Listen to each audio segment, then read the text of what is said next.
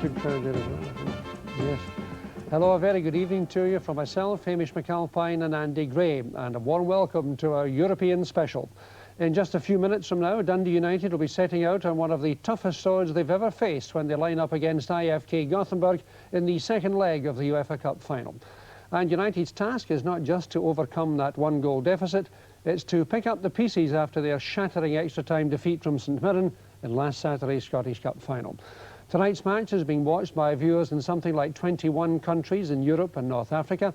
And joining me here, as I said earlier, in the studio are Andy Gray and Hamish McAlpine, who played alongside each other for United in the UEFA Cup in the mid-70s, and you can see them stirring a few memories there. Gentlemen, I think the starting point actually has to be what Jim McLean's been saying, I think, since Saturday's Cup final, and you were in the studio here, Andy. The first one, to me, seems very interesting. He said, "I'm angry at letting our fans down because, as well as most of the players, I must accept my share of the blame." Now, I wonder if that was said in the heat of the moment or whether he really felt that far down. What do you think, Andy? I think he did. Knowing Jim, he's very much a perfectionist, Arthur, and I think he will be accepting his share of the blame. But I also think he's probably been the most important man in the last 3 or 4 days. It'll have been up to him to start to lift the players, and if he's done a good job at doing that, then we'll see a different Dundee United side tonight. Hamish, the second quote that interested me was simply this: "The Hampden show," he said, "was totally unacceptable, but this is not the time to lambast people." Now, you must have been at the end of many a tongue wagging, shall we say, diplomatically from Jim. But as Andy said, he is perhaps one of the few managers who can physically lift a side. Well, that's right. He's come out and he's said it's not the time to lambast people, which is perfectly true. You don't want to do it in public. Behind the scenes, he's probably gone on and he's had a few harsh words to say to players, but more than likely they needed it, and they're going to come out tonight.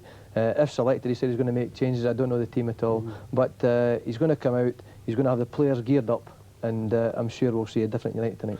Well, let's hope so. The third quote was, "There is absolutely no sign of enthusiasm and appetite for the Gothenburg game." But he said that earlier in the week. There has been fair time for him to digest that. And I think perhaps it might be a good idea to find out what he thinks tonight. So we're going to leave it here in the studio for the moment, because the man who we say is feeling most pressure perhaps, Jim McLean, still found time to talk to our reporter Ian Archer about tonight's match and his team lineup.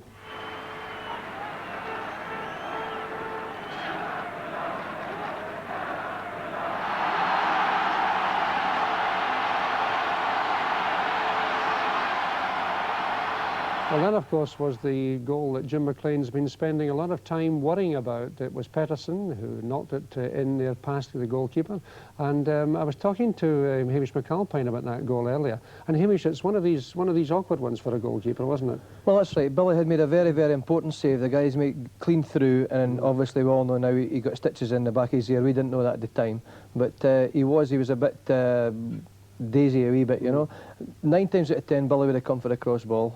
He decided that he was going to stay where he was. Possibly, I think United might have been thinking it was going to be a near post ball, because if we saw in the replay, there was a person standing right in front of Billy, and I think initially that's where it was going to be coming.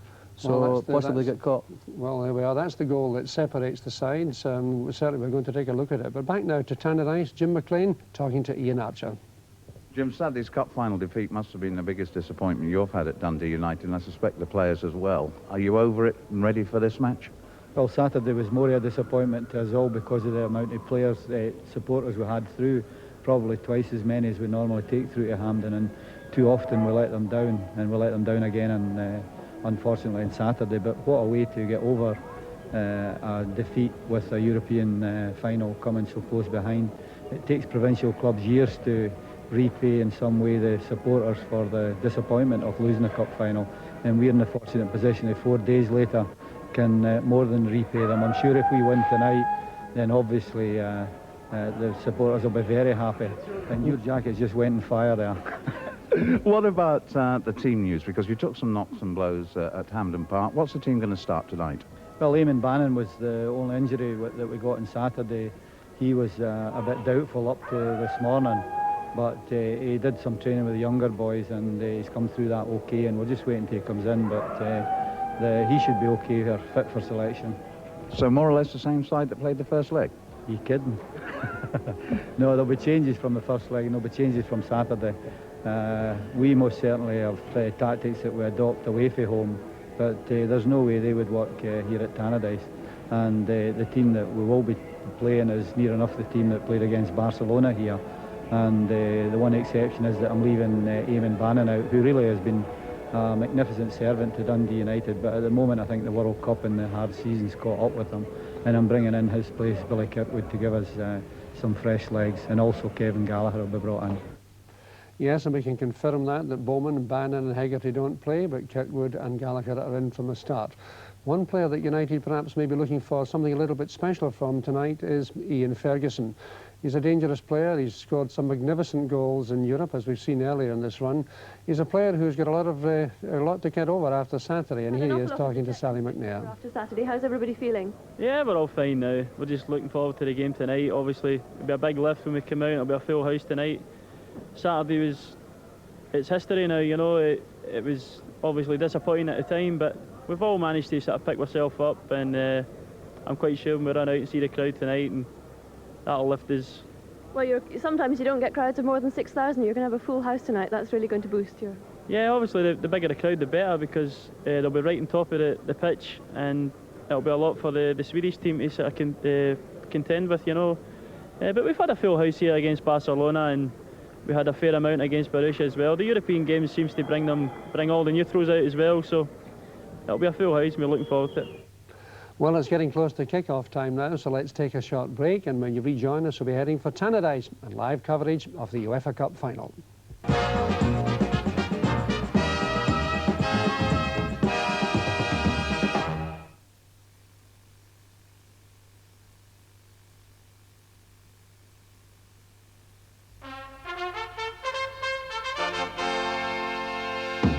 Hello again and welcome back to UEFA Cup final special. Time now, I think, to go to Tannadice and call in Jock Brown with the first full news of the Dundee United side. Jock, what's the Dundee United lineup?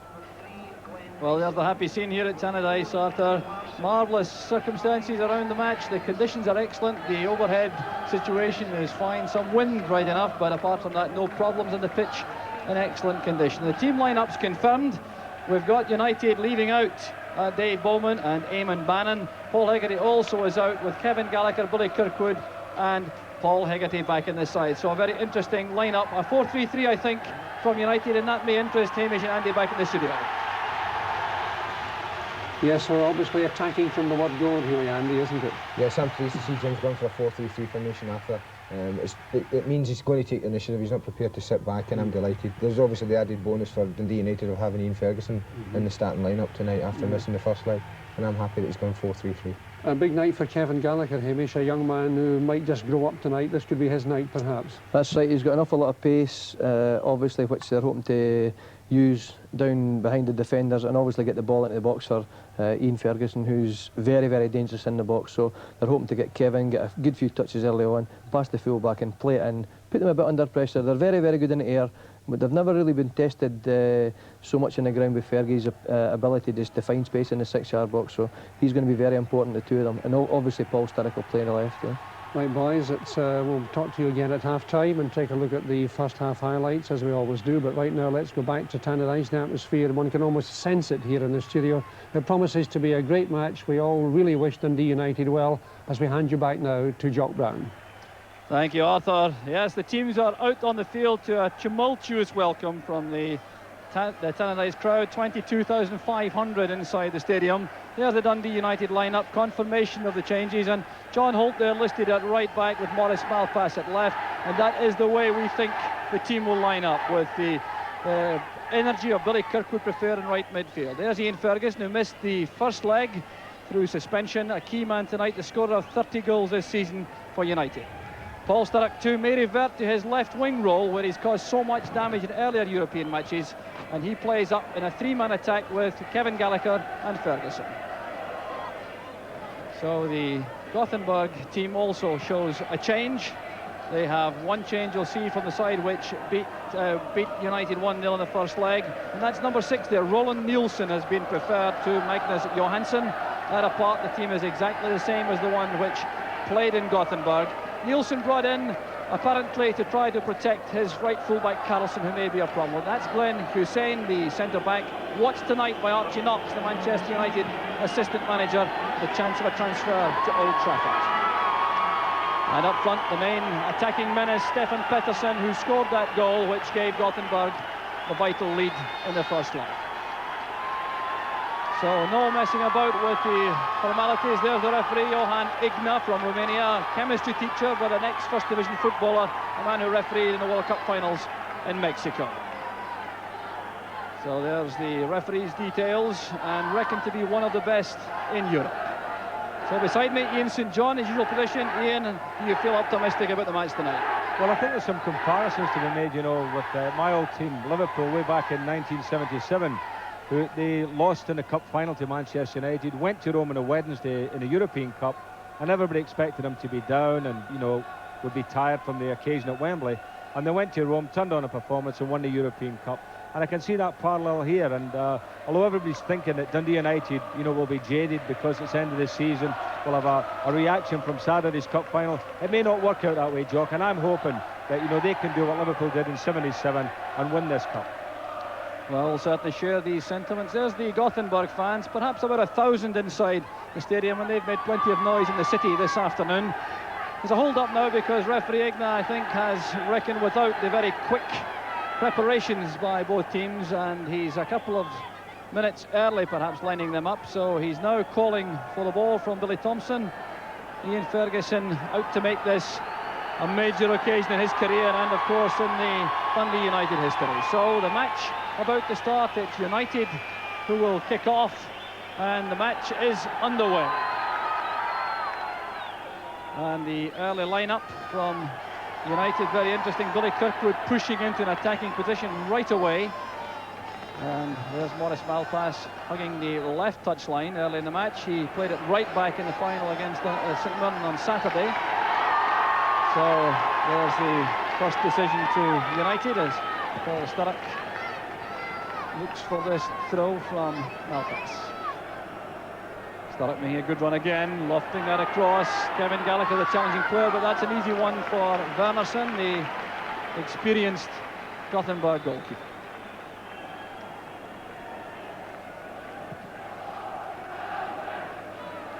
An important early challenge for John Clark, up with Nielsen. There's Neri beating Pettersson. Now Redford. Malpass dropping back to provide an option. And Billy Thompson gets an early touch to settle him down. The high ball goes towards Ian Redford. Played back by Holmgren.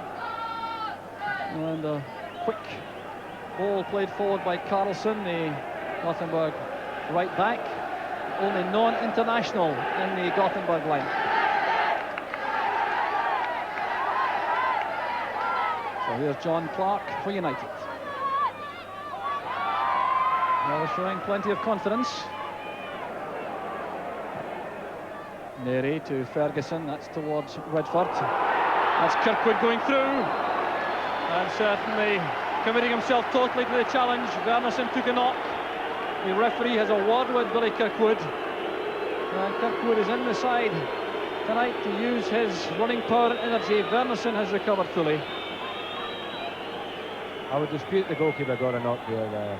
Jock, he just dived over the player as he comes sliding in. But again, always early in the game, they want to influence the referee, you know, make sure that he's going to look after them.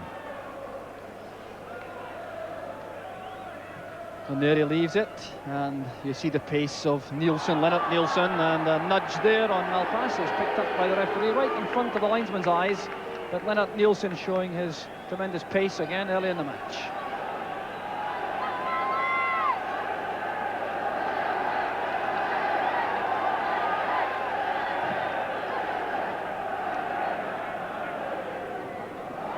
Sturrock's header, that'll be a Gothenburg throw, and United's midfield has been reorganised with Billy Kirkwood in the middle, Jim McInally on the right, Redford on the left. And Kirkwood clearly has the responsibility of supporting the attack as much as he can. We've seen evidence of that already, and that's a foul, all right. Michael Anderson bringing down Maurice Malpass, the former Hammarby midfield player, Anderson. John Clark. Sturrock trying to screen it. He's bumped from the back by Carlson. The referee sees nothing wrong. Obviously felt that Sturrock was backing into the defender. There's Holt. Now Neary. Good play from Neary. Ferguson to McInally. Gallagher on the right. Good running by Gallagher. And plays it against Fredriksson. But that's a run which will undoubtedly give the youngster confidence for the rest of the match. Well, Kevin Gallagher making an early impact, and it'll be John Holt with the throw. John Clark has joined the attack. Here's Ferguson challenging in the box. It's played away by Holmgren. There's Malpass. John Clark again. Tommy Holmgren wearing number 9. Good header by Clark. A burst of applause from the appreciative Canadese crowd. Redford trying to thread that through towards Sturrock. It was cut off by Larsson. Back now with Holt. Some good possession play from Dundee United. Gallagher taking on Holmgren. And this certainly is a very urgent opening by Dundee United. There's Gallagher. That's towards Kirkwood. It came off Wernersson, and that's a corner kick. But superb play by Dundee United in attack, and that could so easily have been the opening goal. A corner taken quickly, it's just behind John Clark. So here's Neary. Pettersson wins it. And the tackle was by Redford. It was Nielsen who took the full bundle. This is Lennart Nielsen running at Malpass. Well, there's the menace of Lennart Nielsen, the replacement for Johnny Ekstrom after his transfer, and he's showing his menace early in the match. Billy Kirkwood recovering from a knock. But this was fine play in attack from United. The ball came in, was played across by Gallagher. Kirkwood played it over his head, and the goalkeeper was out quickly.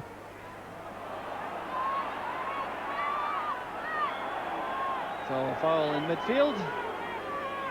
5 minutes of the first half gone, still no scoring, and a hold-up. One of the Gothenburg players on the ground, it is Nielsen. Well, Lennart Nielsen looking menacing, Ian.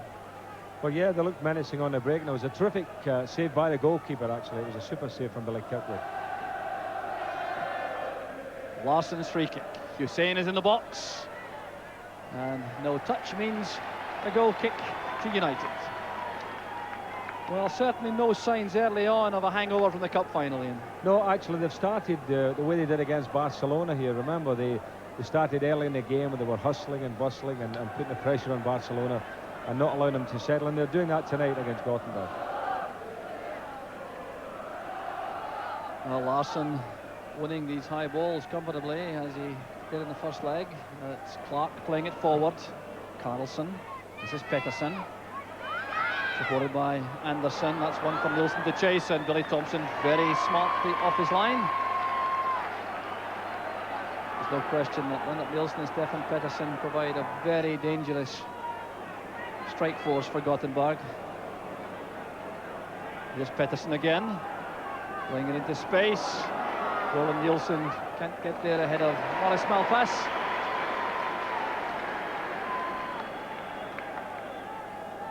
Well, Malpass takes it again, back in his international position at left back.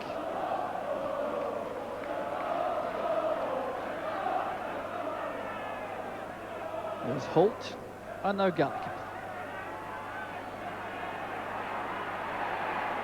Kirkwood ahead of him, that's Larsson who wins it. Well, very comfortable on the ball initially, but forced into the careless ball inside, but Holmgren got it forward, and United start the build-up all over again. Morris Malpass inviting Thompson to send the long ball forward.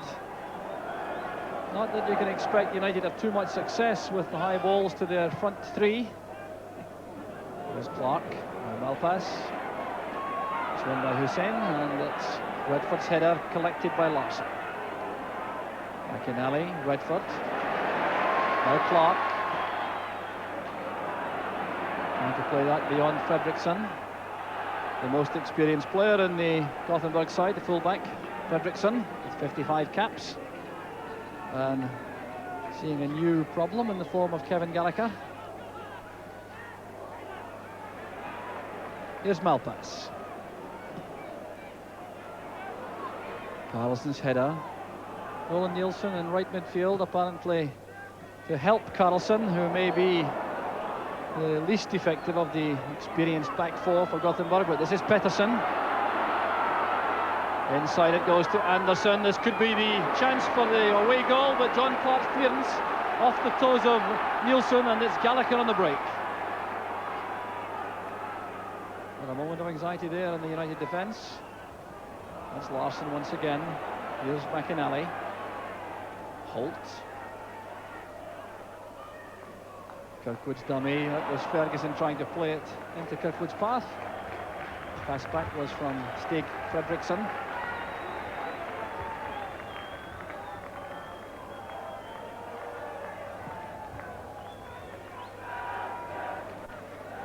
Clark wins it for United. It's Larsson's clearance. Up goes Neri. It breaks for Roland Nielsen. Back now with Holmgren. This is Lennart Nielsen. That was well struck by Nielsen. Billy Thompson stretching his 6'2" frame to collect the ball.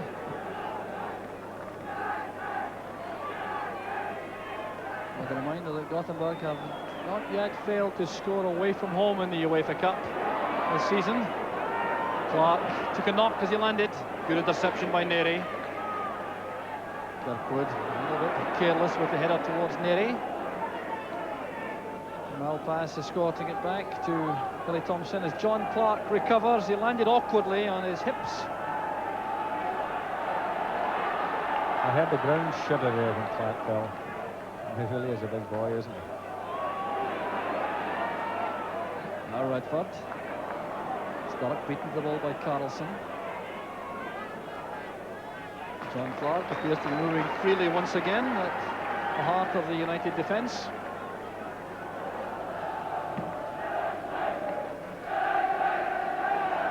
Good touch on by Stark. Ferguson laying that inside, but straight toward Holmgren. That's Pettersson, and this is Tommy Holmgren.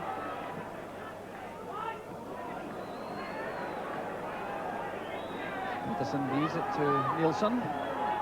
Here's Lennart Nielsen. Advantage allowed as Pettersson lines up the long-range shot. The Romanian referee will undoubtedly have given a free kick against John Clark had the ball not run for Pettersson. The big striker catch the shot properly. And United start the build-up once again. Gothenburg funneling back into defence, leaving only Pettersson and Nielsen up front, allowing United possession inside their own half. And of course crowding the area in midfield and pushing their back four forward, so it's a very difficult area to make progress from midfield at the moment. Here's Pettersson. Help on the right from Roland Nielsen. And the pass missing out Michael Anderson. Some signs of freedom though for Gothenburg on the right, with Carlson and Nielsen able to come into a gap left by United going into a 4-3-3 formation. Well, I think you're right enough there, Jock, because I'm looking at it now, and United seem to be a bit of imbalance there. You know, they're not playing as well as they do when they play four men in midfield, and they've been outgunned a little bit because the Swedes have the extra man there.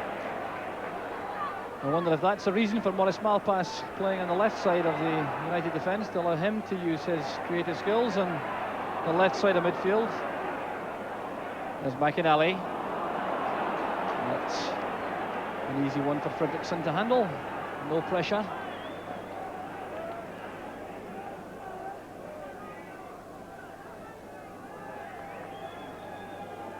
So the Swedes content to settle into the match. They have the whip hand, of course, with that goal from the first leg.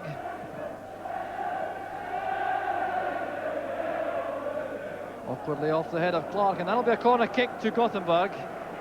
Well, remember, the goal in the first leg came from a corner, and United pulling every player back inside the box. The front three, Gallagher, Sturrock and Ferguson, have joined the defence. The corner will be taken by Tommy Holmgren, left-footed, to swing it in on Billy Thompson in that packed six-yard box. Headed away by Holt. There's the shot from Pettersson. It's blocked by the legs of Thompson. So United living dangerously for a moment. And that was well enough struck by Fredriksson, the fullback, with his wrong foot right. But fortunately for United, wide of the target. Well, they certainly are living dangerously, aren't they? You know, they've gone on there tonight, obviously, and they're hyped up and they want to do well, but their organisation seems to be a little bit awry at the moment, and, you know, that is showing. Bit of pushing by Carlson into the back of Sturrock. Referee Igna right on the spot, and the free kick will require to be taken a few yards further back. John Clark has pushed forward into the box for United. Shot to McAnally. That was good positioning by Wernerson, the goalkeeper. He read that situation developing very well indeed as McAnally lined up the shot.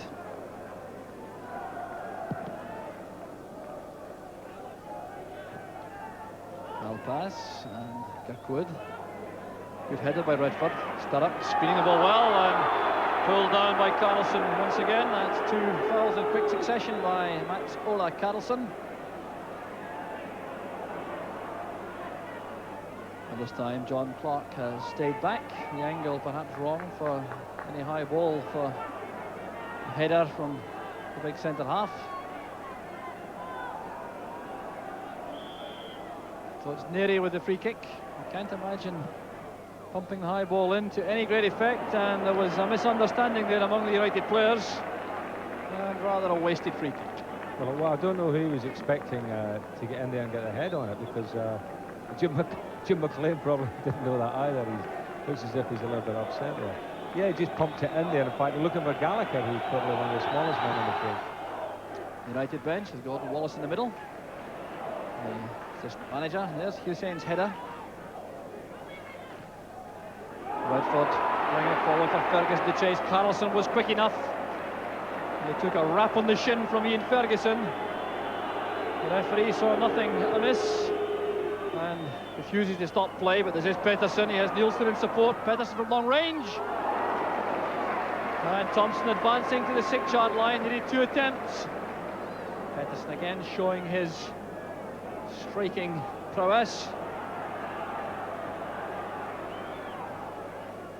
Another high ball forward from Holt this time. Larsson mopping these up. Gallagher losing out to Holmgren. This is Holt. Just no space at all in midfield to put passes together. United, I think, will be keen to use Gallagher on the right flank. There's a foul by Larsson on Ferguson. There's a big central defender, Peter Larsson. It's a fine combination with Glenn Hussein, centre back. So Paul Sturrock taking the free kick. John Clark is in the box this time. And another free kick which brought no threat at all to the Gothenburg defence.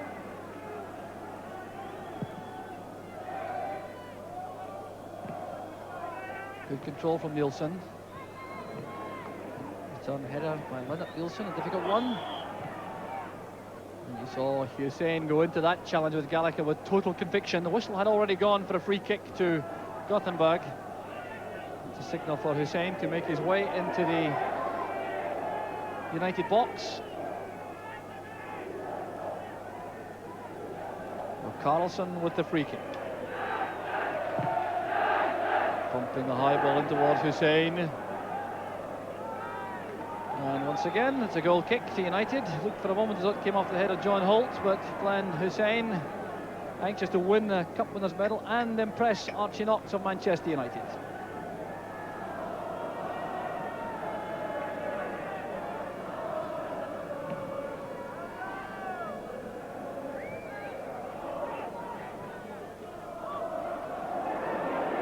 Ferguson going in with Hussein. No harm to either player. Hussein ducking his head as he challenged Ferguson. Easily have taken a knock in the face, but escaped without injury, and that's Wernerson. John Clark's header. He felt he was eased under the ball by Lennart Nielsen. The referee didn't agree. But there's a very strong wind jock blowing left to right down the ground as we look at it, and you know, Clark's misjudged it a couple of times already, but it's a very difficult one. So Clark put under pressure now by Hussein as Michael Anderson prepares to take the throw. It's a long ball into the head of John Clark, and Malpass takes no chances for United. Happy to concede the corner kick in the circumstances. And once again, problems for Billy Thompson. Billy Kirkwood is back in the 6-yard box, defending. Every United player is back again as Tommy Holmgren sends it across. There's Neri. Important challenge by Redford. Hussein appeared to handle, and the referee has given the free kick. Handball against Hussein. It's a relief for the United defence. The ball appeared to bobble awkwardly for Hussein.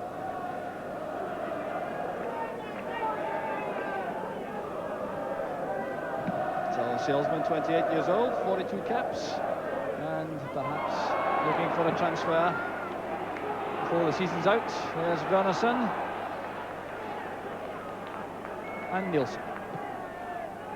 Pedersen has made space for himself on the Gothenburg right. That was one for Anderson to chase, but he was well policed by Holt. But already, Ian, we can see this is going to be no easy task for Dundee United. Well, that's correct, but you know, United, I don't think they've set the stall out tactically to you know, make a real challenge at this particular point of the game. That's good play from Redford, who made that fine tackle to retrieve possession for United. This is Sturrock. And an unfortunate stumble by Paul Sturrock as he made his way forward. He's caused so much damage for United in Europe this season from the left touchline. But 20 minutes now into the first half, still no scoring. And there's the track record of Paul Sturrock, 20 Scottish caps. A very good return, goals against games.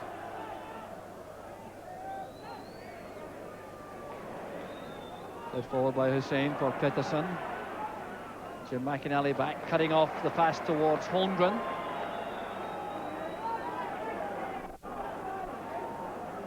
Malpass. Now Redford. Clark has Holt available on the right. The Swedes doing well, pressurising the United back four. It was Tommy Holmgren that time. John Clark sending a long ball forward. Here's McInally, challenged by Larsson. That could be a corner kick if it runs. And the big defender showing a good turn of pace to prevent the corner. Jim McInally doing his work on the right side of midfield for United tonight. Neri. And Malpass forced by the attentions of Roland Nielsen to play that back to Thompson. So some good closing down play from the midfield players from Gothenburg, making life tough for United in a creative sense. And there's a push into the back of Paul Sturrock once again by Carlson. And this time David Neri goes forward, leaves John Clark behind. United making progress on the ground this time. And no free kick, that looked like obstruction. Here's a break on for Nielsen. Paul Sturrock was aggrieved. Here's Nielsen taking on Clark. And that's the goal which United were dreading. Lennart Nielsen, 22 minutes into the first half, and Lennart Nielsen punishes United on the break. Well, that certainly is a disaster for United. It clearly felt they should have had a foul at the other end, the challenge on Sturrock. But look at this, Nielsen coming inside John Clark and powering that shot in at the near post. We'll see that again. John Clark trying to push Nielsen towards the outside. Nielsen coming inside, and there's the goal which makes such a difference to the outcome of the match. Well, I must say they got caught with a sucker punch, didn't they, United? Really, I thought myself that there should have been a foul at the other end, but when the Swedes broke, the guy just took a big clack on, turned inside him, gave himself a good yard, and really and truly I don't think you can blame the goalkeeper because it was a powerful shot, low right into the corner. So Lennart Nielsen was the signing to replace Ekstrom. He came from Elfsborg this season at the age of 28, remarkably. And United win a free kick just at the corner of the box. Now the United task is that they must score 3 times if they are to win the UEFA Cup. And that certainly appears to be a very tall order indeed. Well, miracles have happened before here at Tannadice on European nights. And that really is what United are looking for now. Remember, the away goal counting double in the event of a tie. United managed none in Gothenburg. So they have to score 3 times. Kevin Gallagher running into trouble. Holt playing it forward for Sturrock. Played away by Larsson. We really need a bit of Sturrock magic tonight, don't we? I mean, there's nobody sparking at the moment, and it's down to the likes of Sturrock to do something to get the crowd going. The header on from Kirkwood. There's Ian Redford. Appeals for handball, waved aside by the referee. It's back with Malpass. Now McInally. And on the left is Redford. A difficult ball to control. Face high, that pass. Allowing Gothenburg to take possession again. There goes Nielsen and Billy Thompson coming out to help John Clark. Pettersson. That's a bad foul by Redford. No question about it. Free kick's given. And Redford just a shade reckless. That born out of frustration perhaps. Well, that appeal for a penalty kick certainly born out of hope. There appeared to be nothing in that, but the United fans behind Wernersson's goal appealing for anything at the moment.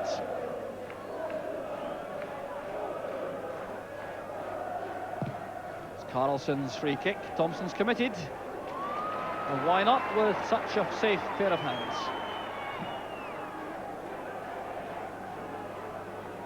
The high ball won by Hussein. Here's Roland Nielsen. Holmgren, well challenged by Neri, but in typical European fashion, that challenge with the foot up by Neri is penalised. Well, David Neri made his first European appearance in 1974, so he certainly will not be at all surprised to find that challenge penalised. So there's the Gothenburg bench. Despite the facial expression, they must be very happy indeed. Challenged by Kirkwood, it's back with Larsson. John Clark beaten by the high ball. Neri provides the cover.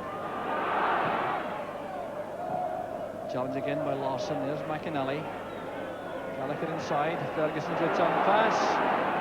Larsson goes across to make sure that Gallagher doesn't get free. So after that opening flurry from Dundee United, very few signs that they have found a way through the Gothenburg defence. Pettersson testing the legs of David Neri. Now Neri's very quick, so that shows you the pace of Pettersson. Roland Nielsen inside, but Malpass is back covering. This is Hussein. Superb pass. Tommy Holmgren. Challenged by Holt. Holmgren recovers. Return pass from Michael Anderson. Tommy Holmgren. McInally blocks the path, and it's Kevin Gallagher back helping. That's given away. Billy Kirkwood goes in to challenge and wins possession for United.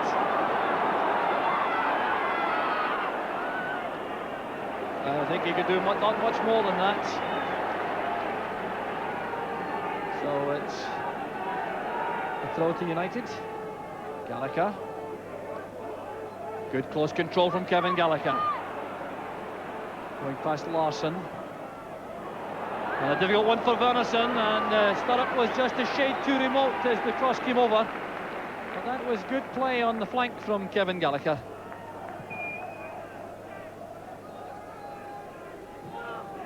And Nielsen was certainly onside. He looked to be off when the ball arrived, but not when it was played. And that was an opportunity wasted by Nielsen. I mean, United keep missing this long high ball down the middle, don't they? Both centre-backs seem to have some difficulty here. Very more positive on the ground that time. There's Peter Larsson. Good header this time from Clark to Malpass. There's Paul Sturrock. Malpass again. Caught by Anderson. It's a sore one for Malpass. Not long back from injury, of course, Malpass. Injured at Celtic Park in a league match, and Michael Anderson goes back. Igna still taking no action. He's handled the match very well so far. Redford playing in the free kick. Headed away by Hussein. There's Gallagher. Hussein clearing it again, but it's blocked by Holmgren initially. Here's Holt. Determined play by John Holt. Cross headed away by Larson. Ian Redford retrieves it for United. Has to go square to McInally. This is Malpass. McInally again, good in the tight situation. Redford takes over. But 3 Gothenburg players crowding round. It's Holt who wins it again for United. This is Gallagher. And Tommy Holmgren showing a good turn of speed to get back to win possession for Gothenburg. Now Pettersson. Challenged well by Neri. This is Redford. Now McInally. Attempting the shot on the run. Couldn't get the required accuracy to test Thomas Wernersson. McInally becoming much more involved in the play in midfield for United. The midfield players have got to get involved in it now, Jock. You know, they've got to take a chance and try and break and get up there and try and force the issue, because there's no point now in just sitting back. That goes Roland Nielsen. Playing that through, it's cut off by Neri. Back with Billy Thompson. The capacity Tannadice crowd now completely subdued. That makes the task even easier, of course, for Gothenburg, although in fairness to them, they have gone to the San Siro Stadium this season to get an away draw against Inter Milan before 61,000 fans, so they've been through the mill before. And an offside flag is up against Ian Ferguson, who once again wants to have a word with the linesman. Half an hour of the match gone. United trailing on the night by 1-0 to 0. The scorer Lennart Nilsson in the 22nd minute, and that makes it 2-0 to Gothenburg on aggregate. There's the caption to tell the story. Add that to Pettersson's goal in the first leg. You see the task ahead for United. Comfortably covered, that shot from Nielsen by Billy Thompson. Goes Larson. He's missed nothing in the air through the middle for Gothenburg tonight. Holt persisting on the high ball through. Hussein at full stretch. Still managing to direct an accurate header to Larson. The clearance not quite so good. There's McInally. And now Gallagher. And the Kirkwood going up, misjudging the flight in the wind. Nielsen to Roland Nielsen. Pettersson trying to play the first time pass to Tord Holmgren. That's Malpass. Well, if United had any hangover from the cup final on Saturday, certainly would have been increased by that goal from Lennart Nielsen. Maybe a major test of character ahead. Here's Redford. Fouled by Michael Anderson. Well, I think perhaps United a shade fortunate that time, because Anderson did appear to play the ball. Nevertheless, the free kick taken short to McInally. Here's Malpass. Better play from United. Sturrock has freedom on the left. There's Ian Ferguson. Well, you can't come much closer than that. Frustration for Ian Ferguson. But United profiting from that build-up on the left flank with Paul Sturrock pumping up there to telling effect. And Sturrock's cross met well here by Ian Ferguson, directing the header. Wernersson appeared to be scrambling. It touched the top of the bar going over.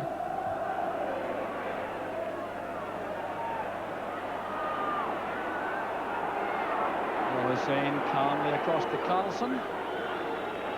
Well, a goal there would certainly have given United a massive boost, Ian. Well, it really is something that they're desperate to get, but I think Maurice Malpass has got to push forward a little bit in midfield and try and support Sturrock on the left-hand side. You know, he's quite happy to be sitting back here and pumping long balls, which really and truly, you know, are no good to anyone. He's got to get up there, fill that hole in the left side and support Sturrock. And I think if Sturrock gets the ball in those positions, he's always liable to do something.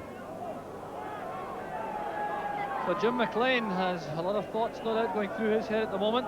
How can he change the pattern to United's benefit? So there you are, Malpass again, getting it deep and just humping a long ball up. And I don't see what joy United can get out of that. Well, they certainly had no joy at all in the air to the middle against Hussein and Larson. Kevin Gallagher now switching to the left. And it came off Gallagher last, says referee Igna. So the throw goes to Gothenburg. So United certainly overloading on the left, with Gallagher joining Sturrock. As Malpass takes the throw, back it goes. These happy fans from Sweden. Well, an occasion to savour for them. The scoreline stays the same. And the referee makes the decision. That came off Mats Ola Karlsson, the fullback. And that's a break, I think, for United. Redford, here's Sturrock. Well, a good turn by Sturrock. The cross a bit too deep. Here's McInally. Running into Holmgren. John Holt was brought down, but as Holt is penalised, now that's because he showed his studs to Michael Anderson going for that ball. You just cannot lift your feet off the ground making a tackle for European referees.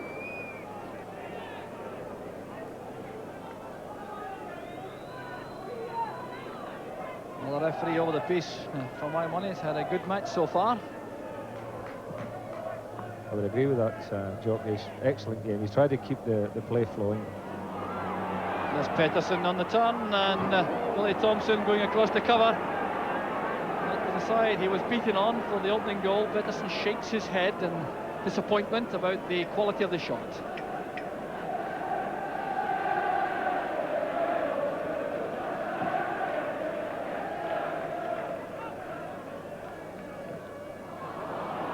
An aimless one from John Holt, and the one which showed a little bit of fatigue in the legs. It's match number 70 for Dundee United this season. And although Jim McLean has used his player pool to the full, there's still all the players out there are entitled to be feeling the strain of the season.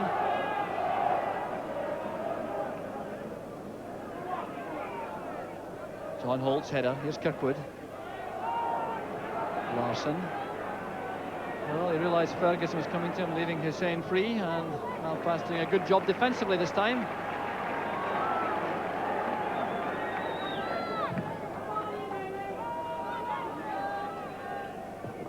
Hussein totally commanding, coming for these high balls. Pettersson to Holmgren. Here's Nielsen. Screening the ball from John Holt. Stefan Pettersson once again.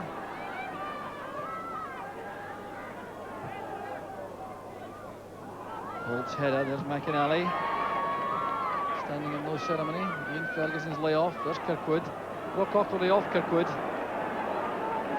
But United still finding it virtually impossible to make good progress on the ground through the middle. Many moments of danger from United have come when they've got the ball on the flanks to Gallagher on the right or Sturrock on the left, and it's Gallagher and Sturrock on the left for the moment for United. Holmgren playing it forward, David Neary stretching his legs to get there ahead of Nielsen, and the pressure applied by Nielsen forcing Neary to concede the corner kick. I must say I'm very impressed with the two strikers for Gothenburg, Pettersson and Nielsen. You know, both very strong, they've got good control, and they don't have work hard. They work right across the face of the pitch. And as you'd expect, Gothenburg taking a lot of time about the corner kick. Everything for the moment going the way of the Swedes. So Tommy Holmgren takes the corner, aiming for Hussein. Good header in this, Karlsson. And Thompson dropping on the ball, but Glenn Hussein, who's been so effective here in defence, showing his danger up front. Neary to Redford. This is Clark. Really tight pass towards Redford, asking a great deal of the midfield player. Holt. once again, the high ball forward, resulting this time in a bad clearance, giving possession to Gallagher. Good play from Gallagher. Still Kevin Gallagher. And it was won by Hussein. Ferguson was waiting behind him. Here's Redford. And that will be a corner kick. Well, the message becoming abundantly clear to United. If they can get the ball on the touchlines, they can pose problems for the Swedish defence. Redford's outswinger. Nearly coming to meet it. Peter Larsson lofting the ball into the United half. Holt. Got some howls of anguish from the United fans as he plays it back to Thompson. Ferguson to Sturrock. Here's McInally, picking up good position on the right. It's towards Sturrock, nodding it across the face of the goal, looking for someone coming in from the far post area. No takers though for United. And Carlson concedes the throw. Well, United building up some pressure now on the Gothenburg defence. There's Sturrock. Redford beaten to the ball by Todd Holmgren. And John Clark doing well in defence, going across behind David Neary, making sure that his central defender colleague was not exposed to the pace of Nielsen. And once again the offside flag is up. It appeared to be Billy Kirkwood who missed time the run forward. Perhaps it was Paul Sturrock too. They were both going into the same area beyond the Gothenburg defence. So 5 minutes of the first half left. A very disappointing first half from the United point of view, with a demonstration of the quality of the play of Gothenburg. Certainly they've tried to suggest that anything other than a quality side could make the final, and Gothenburg proving tonight they're a very impressive outfit. There's McInally. He has put himself under pressure with that high ball. Holt restores order. Ferguson made a run to the right. Dummy from Roland Nielsen, involuntary I think, and giving possession to United in the form of a throw. Well, the goal before half-time, Ian, really seems now to be vital. Yes, it certainly is, but looking at the game now, I don't know where United are going to get the goal from. As you say, possibly from something happening on the flanks, and we're hoping that you know, maybe Gallagher on the right, who showed a lovely level of skill before, might do some damage, or Sturrock. But other than that, you know, United seem to have run out of ideas. Redford looks aggrievedly at the referee as Todd Holmgren is allowed to go forward. No free kick for the challenge on Redford. And Neary cuts the ball out. Another throw to Roland Nielsen. Here's Stefan Pettersson. Another man anxious to impress any watching scouts from European football. He's 24 years old. Kevin Gallagher doing well. That was a good challenge by the youngster. McInally turning back, and that didn't please the United fans.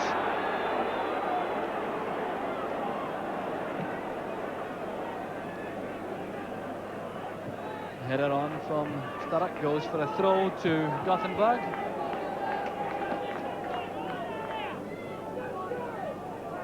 So Nielsen once again, and you can be sure Gothenburg were very content to play out the first half now with this 1-goal lead from the second leg, making it 2-0 in aggregate.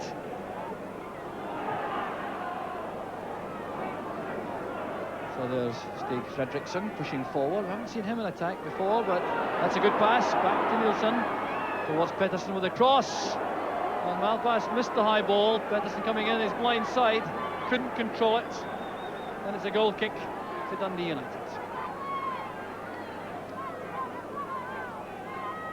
Well, I must say this is probably the worst performance, Jock, you know, that we've had in Europe by United.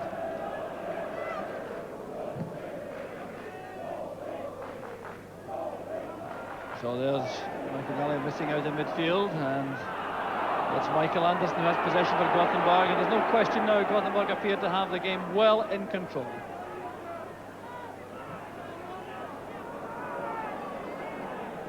So Michael Anderson on the right, good running forward by Roland Nielsen.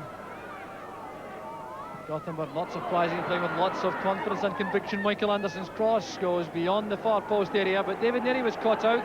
Tough competitor in midfield, Michael Anderson. Scored a hat-trick for Hammarby against St Mirren a couple of seasons back in the European tie. I must say I have been very impressed with Gothenburg. You know, they looked a very solid outfit, well organised, you know, strong in defence, very quick up front, and the midfield players don't mess about. You know, they're working hard, but they're playing the game very sensibly. Having said that, you know, Jock, we've got a home crowd here, we've got a full house, and it's up to Dundee United to get the crowd at it, to get some atmosphere going here. I mean, up until now, you know, that they're sitting there and they're not really pushing, they're not pushing the game. You know, you've got to get in there, get the ball in the box, and you know, stir the crowd up. And once that happens, you know, sometimes the composure of the opposition goes. Well, the stranglehold of Gothenburg in midfield remains, and certainly appears to be a very difficult task for Dundee United. A flash of inspiration desperately required as we head into the final minute of the first half. Well, that was fortunate, beating Roland Nielsen and finding Sturrock. Here's Malpass pushing forward into midfield. Now Ian Redford. This is Holt. Good play again from Gallagher to win the ball back for Holt. Here's McInally. McInally providing much more width now on the right for United. But look how quickly that tackle came in from Fredriksson, from Holmgren rather. It was Tommy Holmgren, the number 9, a very experienced player with 25 caps. McInally lofting it in. Hussein's header to safety. Fredriksson helps it out to Larsson.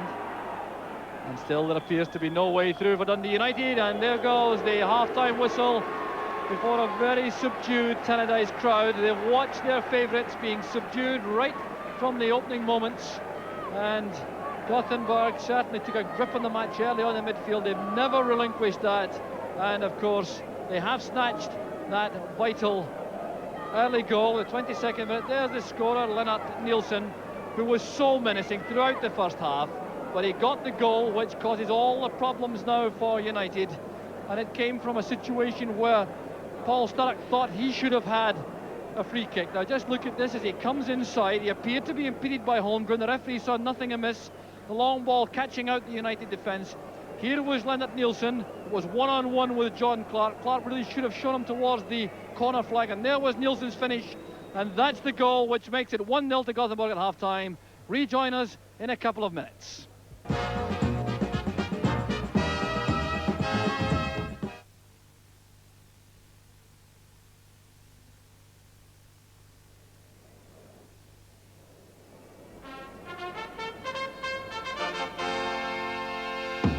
Welcome back to Scott Sport European Special, and I think the appropriate cliche is that Dundee United have a mountain to climb.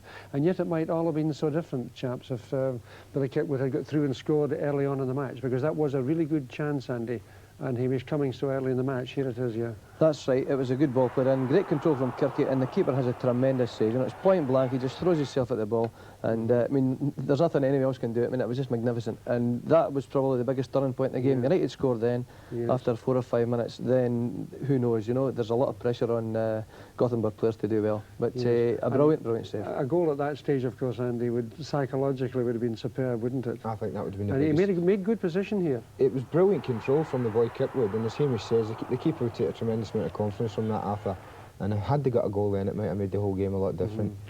You could physically see them a little bit, just their head just kind of slumped. Maybe they're thinking, oh, it's not going to be our night. Yes. You know, a save like that early on in the game.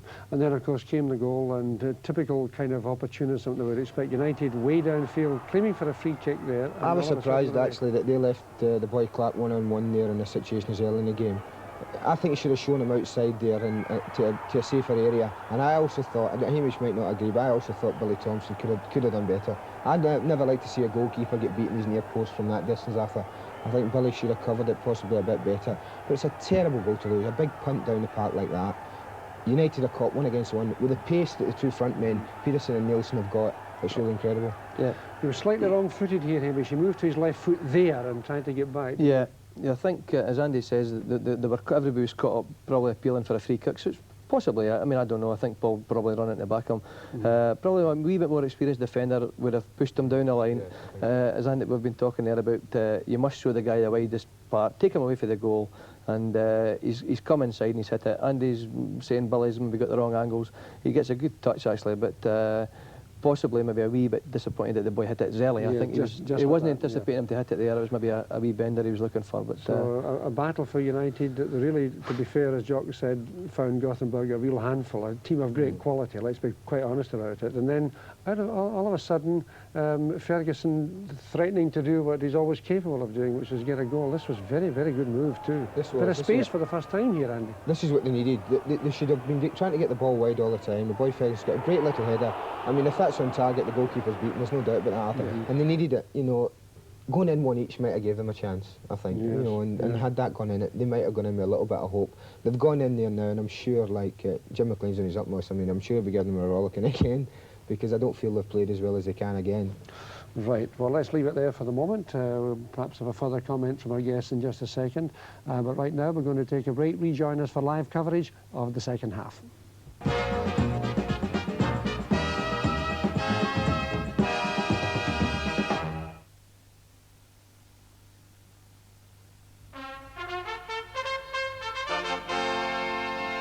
Hello again and welcome back to the UEFA Cup final studio. I understand from our switchboard girls tonight that a fair number of viewers have phoned in suggesting that maybe that ball had got in the side net, not on the inside of the post. Andy, I'm afraid though that this shows that it was a goal. I think that must have been Jim McLean's family that were phoning up after, trying for some hope, but I think that shows quite conclusively that it was a legitimate goal, no doubt about that. And whether we like it or not, the score's 1-0 for Gothenburg, isn't it? We all wish it was a side net, we could have done something about it. I think an opportunity here, Andy, for you maybe to talk to Ian St John, Hamish also, about how perhaps the second half might go. Ian, are you hearing our guests? Yes, I'm Arthur, yes. Andy, over to you. Evening, Ian. All right, boys. How are you? Listen, you know, after the goal, Ian, yes.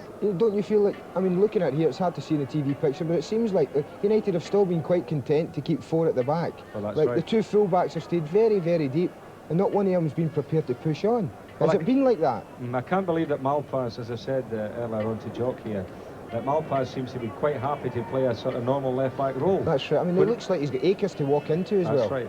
And he's only once came up, and that was the time that he gave the ball to Sturrock, and we got the header that hit the bar. So really, he's got to push forward. All they need to do is bring the other full-back in, play 3 against their 2, and at least have an extra man in midfield, but that's not happened. And funny thing, it's this side too that's a trainer's dugout side, so obviously Jim has not been given information to them to push up. To push on.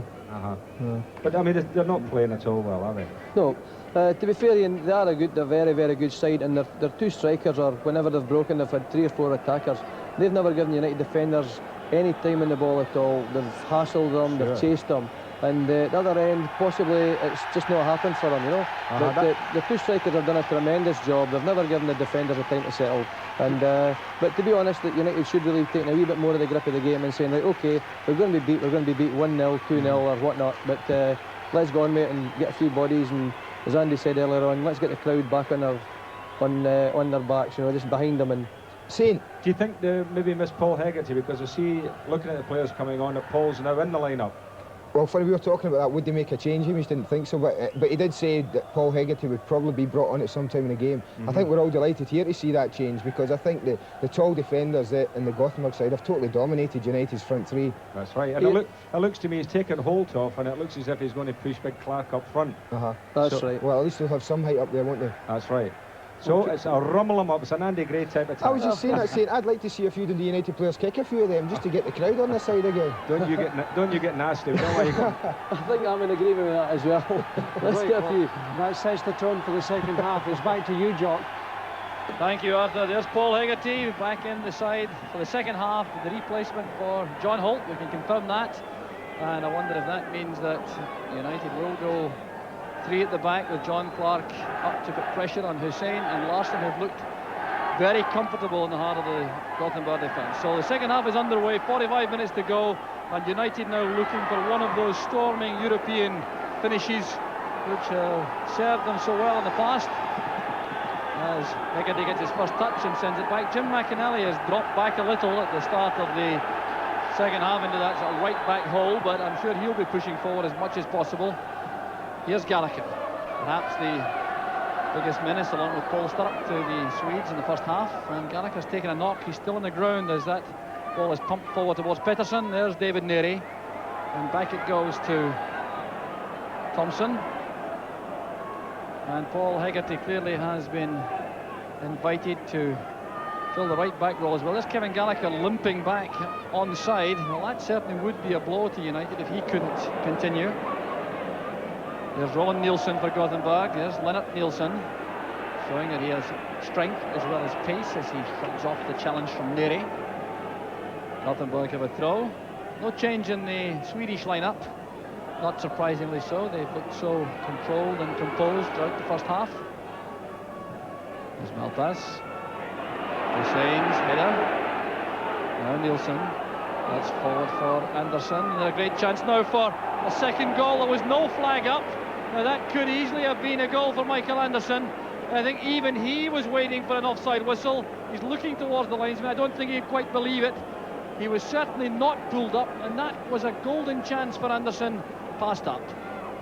You'll see here all the time, this happened almost in slow motion as Anderson went forward and played the ball beyond Billy Thompson and wide of the post. I think Billy Thompson may even have got a touch, but I mean the crowd was stunned to silence, and I think that's what put Anderson off. I think he must have felt he was offside.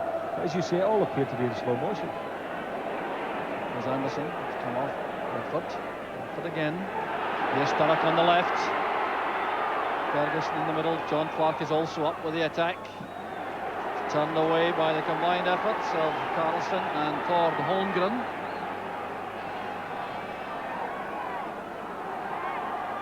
So Redford looking for activity inside for the throw. Here's Sturrock. And Redford once again. Paul Hegarty had joined the attack along with John Clark. And United look in vain for a corner kick. A goal kick's been given by the linesman and acknowledged by the Romanian referee, Johan Igna. No, it was very interesting, the way that Hegarty joined John Clark very quickly indeed as soon as United got into a wide position.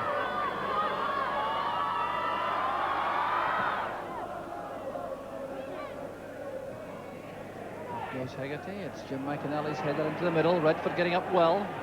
Larsson pounding it forward. Foul by Neary, going into the back of Pettersson clumsily, and the foul acknowledged by the United skipper. So everyone back to face the ball for United except Ian Ferguson. So there's Larsson, 26 years old, 13 caps. And he looks a very accomplished central defender tonight.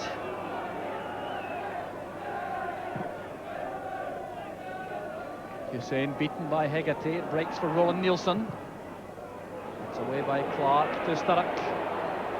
Initial control not quite as sharp as he perhaps wanted, but Redford powering through, and it's Ferguson's pass. Here's Sturrock. Taking on Holmgren towards the byline, and that certainly is a free kick to Dundee United. Good play from Sturrock. That's when he's looked at his best tonight. Coming in from the left touchline. Forcing that foul from Tord Holmgren. There's Sturrock. Paul Hegarty trying to make space inside the box, and a corner kick's been given. Hegarty is in a hurry. He wants the ball played wide for Gallagher. Well, there's no question that United are trying to deliver a rousing start to the second half. Hegarty's being held at the near post area. Roland Nielsen was the culprit. Led away by Roland Nielsen. That's McInally's header. Here's Kevin Gallagher. Very quick coming inside. John Clark is there for United. So is Wernersson for Gothenburg. Here he returns it. And now it's Gothenburg on the break. Pettersson. Good running back by Gallagher to cut off the pass for Nielsen. There's Malpass. Wernersson did well in goal for Gothenburg with a cross ball. Good change of pace by Gallagher. Still finding Tommy Holmgren. He's got plenty of pace and a strong left leg to make the tackle. That's a foul on Anderson by Gallagher. An apology from Kevin Gallagher. Clearly appreciated by referee Igna. 5 minutes now into the second half. 1-0 on the night to Gothenburg, 2-0 on aggregate. United now making a big push to get back into the match. Malpass, a good header to Sturrock. Taking on Roland Nielsen. Successfully. And the cross in the end, not of similar quality. The pressure goes off Gothenburg again. But applause around the stadium from the United fans. We can't really afford to knock the ball into the crowd, Jock. It's a good start. It's a bright start to the second half. It looks as if, you know, Jim has said to them, everybody get forward there, get the ball out wide. We've got two wingers now. Get it out wide and then put them under pressure. But the quality of the ball going in has got to be better. There's Pettersson getting away. Jim McInally doing a superb job for United and showing remarkable pace, because Pettersson is no slouch when he got free from the central defenders. There's Hussein with a header.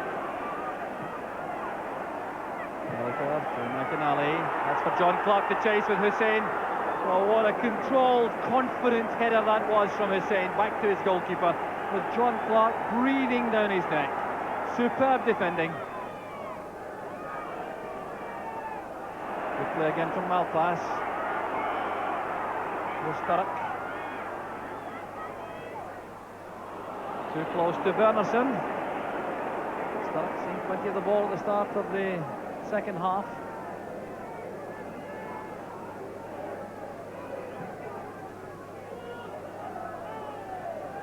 Well, Nielsen clearly playing the man, not the ball. Referee allows the advantage as Neary wins possession. That's for Clark to chase. Hussein plays it out for the throw. So encouragement now coming from the United supporters. You certainly can see genuine signs of effort to turn the match United's way. There's Neary now to Redford. Carlson. Nielsen playing it forward. It's cut off by Malpass. That's a free kick for the recovery tackle by Malpass on Roland Nielsen. Neary missed it. There's Pettersson, and Neary was back quickly. But Pettersson certainly a hot handful up front alongside Nielsen for the United defence. Malpass. Redford. John Clark. Done back by Hussein off the toes of Redford. Well, a measure of United's task is the fact that the last time Gothenburg lost more than 2 goals in an away match in Europe was back in season 1980-81 to FC 20 of Holland.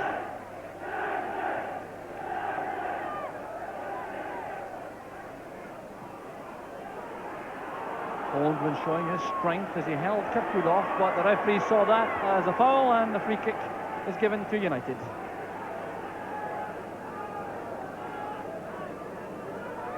Neary this time had a real target in the form of John Clark. Handball by Hussein. Yes, the free kick's been given.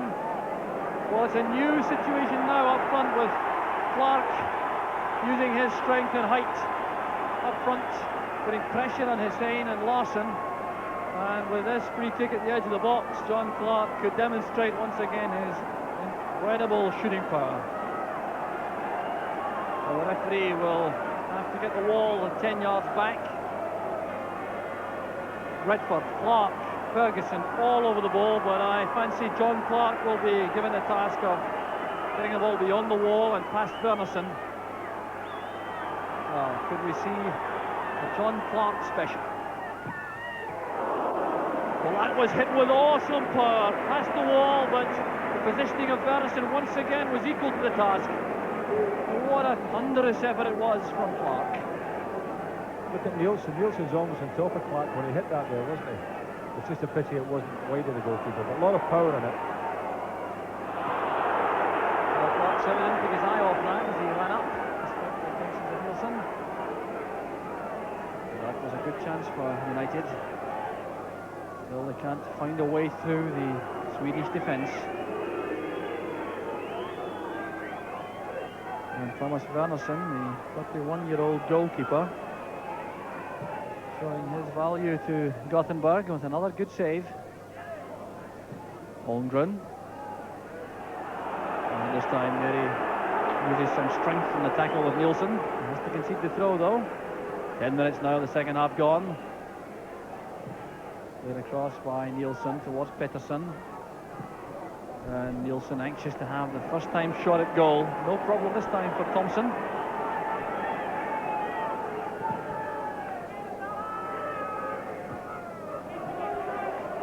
So that came off the head of Tommy Holmgren. Gallagher made rather a lot of that challenge by Fredriksson, but it certainly had the effect of convincing the referee it was a free kick. McInally chipping it to the near post area. Kirkwood was making a run, but Larsson spotted it early enough. Appears to be a throw at the corner flag.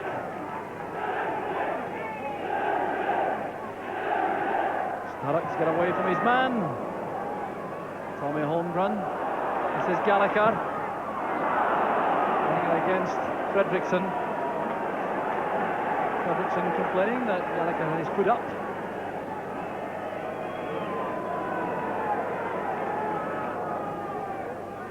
Longer throw this time from Kirkwood. Hussein's header out. McInally challenging. There's McInally again, that's towards Ferguson. And Ferguson again very quickly from his line. He's had a good match for Gothenburg, the goalkeeper. But really he hasn't had the shots that have gone wide of him, Jock. You know, the shots that have gone in have been straight at him, and he's come out and picked up the ball out there very well, you know, and showed good control then. But really and truly, you know, United haven't had shots where he's had to really make excellent save. A good pressure play in midfield from Dundee United. There's John Clark going through, trying to line up a shot at goal. Well, they may have used Ian Ferguson to his right, but Clark's intention was clear from the moment he began that run. He wanted to test the keeper. Well, United fans still looking a bit glum. Nielsen backing into Hegarty. High clearance from Neary, helped on by McInally. There's Clark again. Fredriksson reacting quickly to the chipped pass. The offside flag is up against Nielsen. He's all on his own, fully 5 yards offside. The United now leaning heavily on the experience of Hegarty and Neary in central defence, pushing McInally and Malpass forward into wide midfield positions. The United undoubtedly gambling. There's Malpass. McInally adjudged offside by the Romanian linesman. Oh, no joy for Jim McInally. Scorer of 2 goals for United this season, one of them in Europe against Hajduk Split.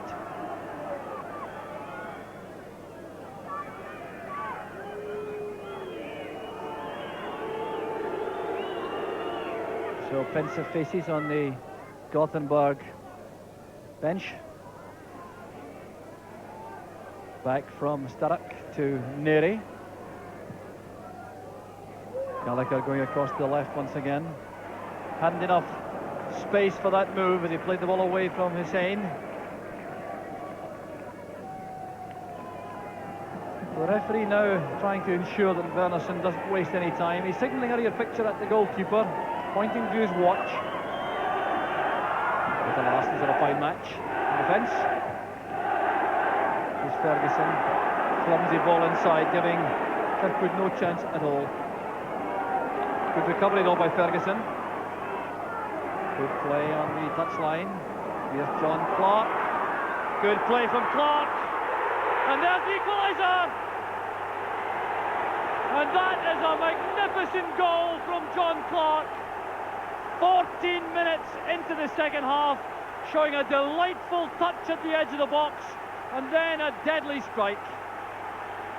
Suddenly United are back in the match. Now just look at this for quality striking. Turning away from his marker, the left foot shot, swerving away from Wernersson, in off the post, and United are right back in the match. Good work by Ferguson, Jock. Retrieved the ball down the flanks there and got a good ball in, but big Clark, you know, he's so strong, he had hardly any room at all. He was able to hold the defender off, get his left foot to it and knock it in. As I was saying before, we haven't been getting shots on target, you know, to test the goalkeeper. That's the first one that's really been wide of him. David Derry penalised for a push into the back of Pettersson. Jim McLean now sees a glimmer of hope for United.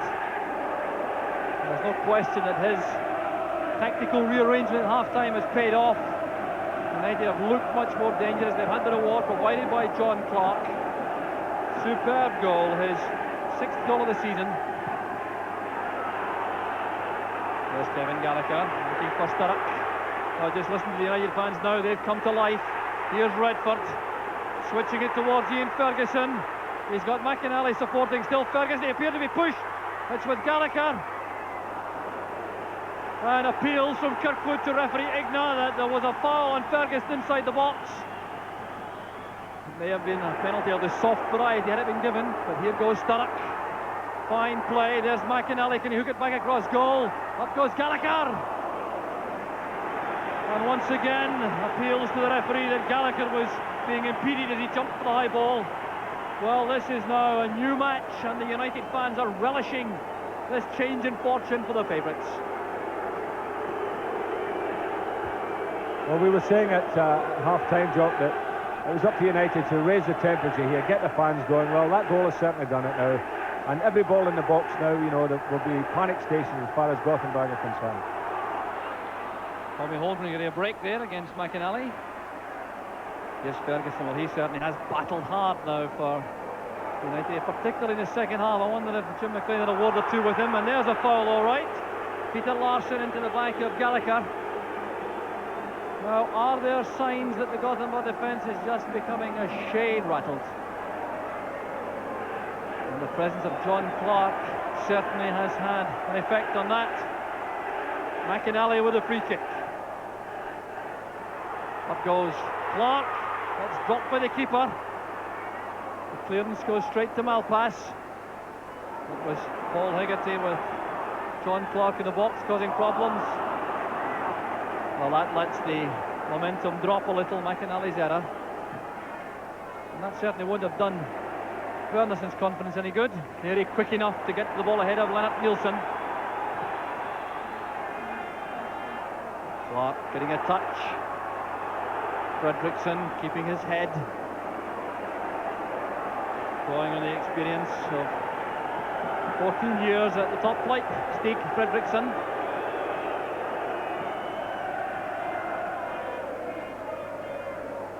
Hegarty looking for McInally. McInally switching it across. He thought that Pettersson had cut off the route to Thompson. So using Mary with John Clark.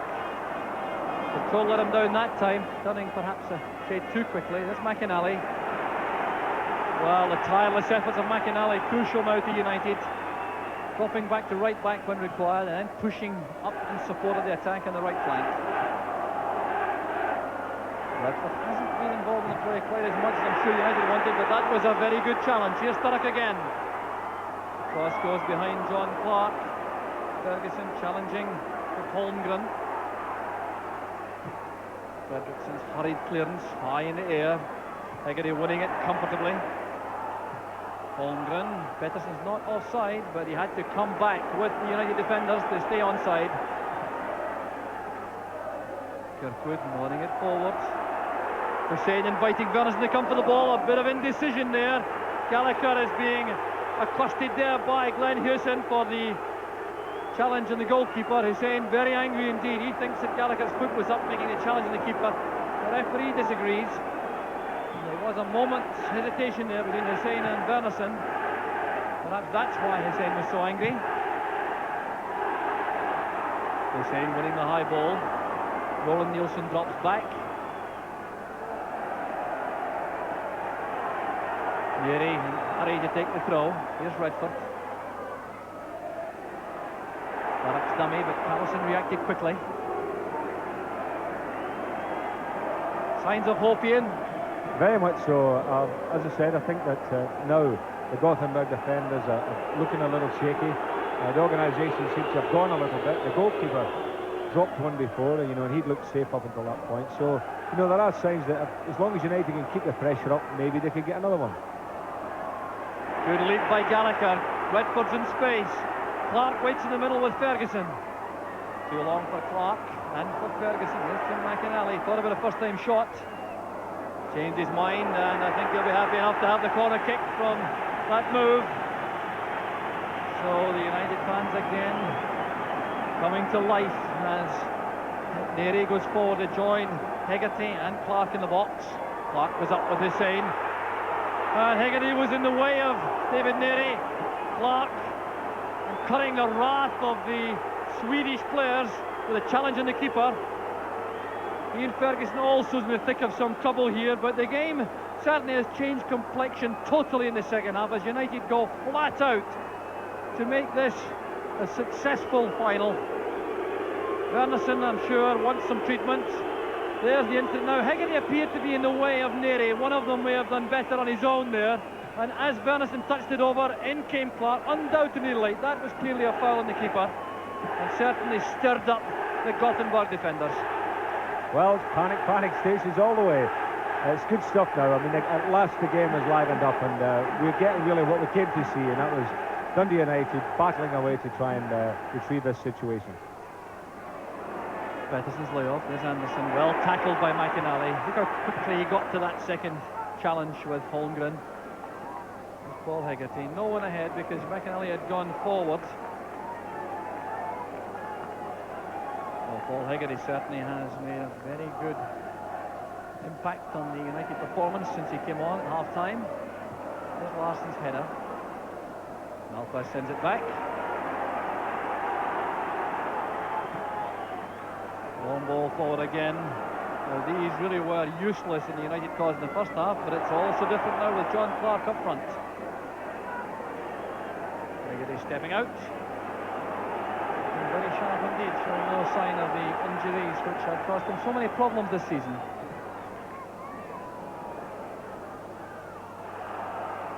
Sturrock dragging the ball inside. Ferguson opening it out towards John Clark. Well, a disappointing finish to that move. John Clark trying to lob it across with his left foot, which is certainly not normally his favoured one, although he did get an equalising goal with the left. 61 matches. John Clark is 22 years old. It's a good ball forward, but Neri has the legs of Nielsen on that occasion. McInally with lots of space on the right. So United now operating with a four-man attack. Ferguson, Gallagher, Clark and Sturrock. Playing effectively two at the back and four in midfield. Carlson. And that, of course, has its dangers for United. Nielsen and Pettersson can find some space on the break. Here's Todd Holmgren. Anderson up with Pettersson. It's Pettersson who has possession.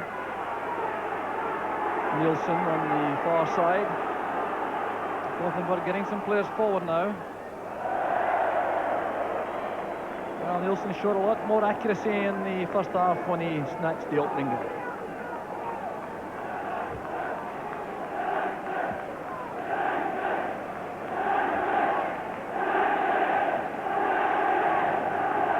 The chant goes up around Tannadice United as the call of the fans on the terraces.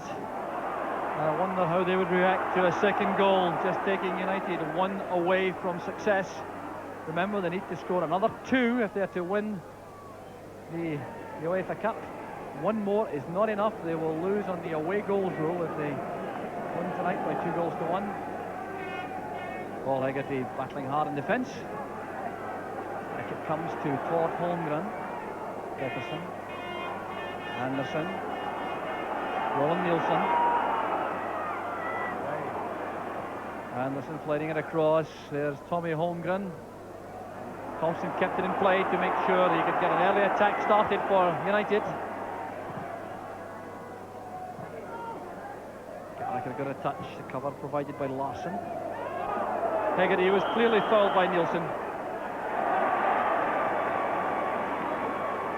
So 20 minutes of the match left for play. Can Dundee United find the net twice? That's the task.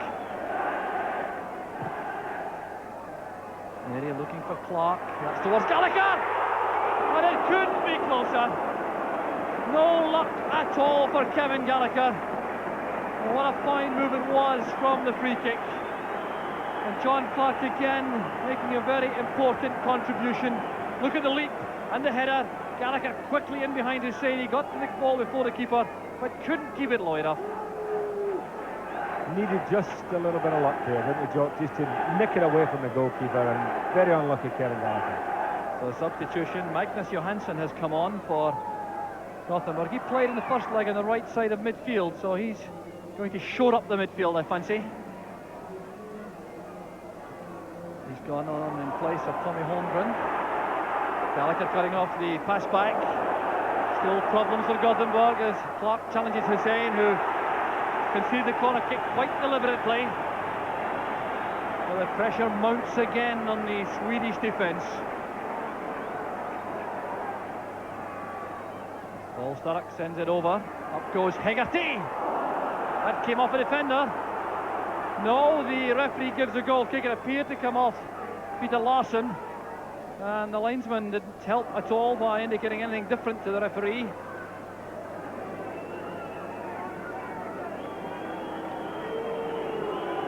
So Thomas Wernerson now becoming an important player for Gothenburg as the time he can take over these kickouts.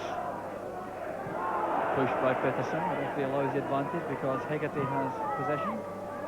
John Clark again. Larsson's clearance. No hope there for Stefan Pettersson.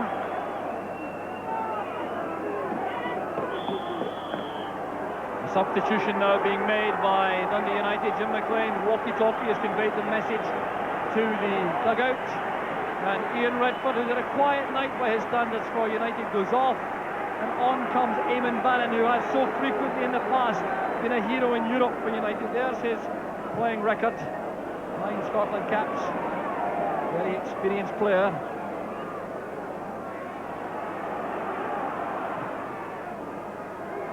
Clark again wins the high ball. Can Sturrock reach it? Well, he kept it from going for a throw, but couldn't control it well enough to prevent the goal kick. It's amazing that Clark has managed to get almost every ball, Jock, hasn't he, in the second half. And Hussein, who'd played the first half, you know, nice and calm and no problems, all of a sudden he's under challenge every time, and Clark's winning all the touches. Good play by Neri and by Bannon. Bannon having to pick up the pace of the match very quickly indeed. Time running out for United. Sturrock trying to make progress on the left. It was past Todd Holmgren. That's great play from Sturrock, but the cross was too near Wernerson. And again, the time will be taken by the keeper. McInally appeared to be fouled by Johansson. It's a United throw, despite the hopes of Pettersson.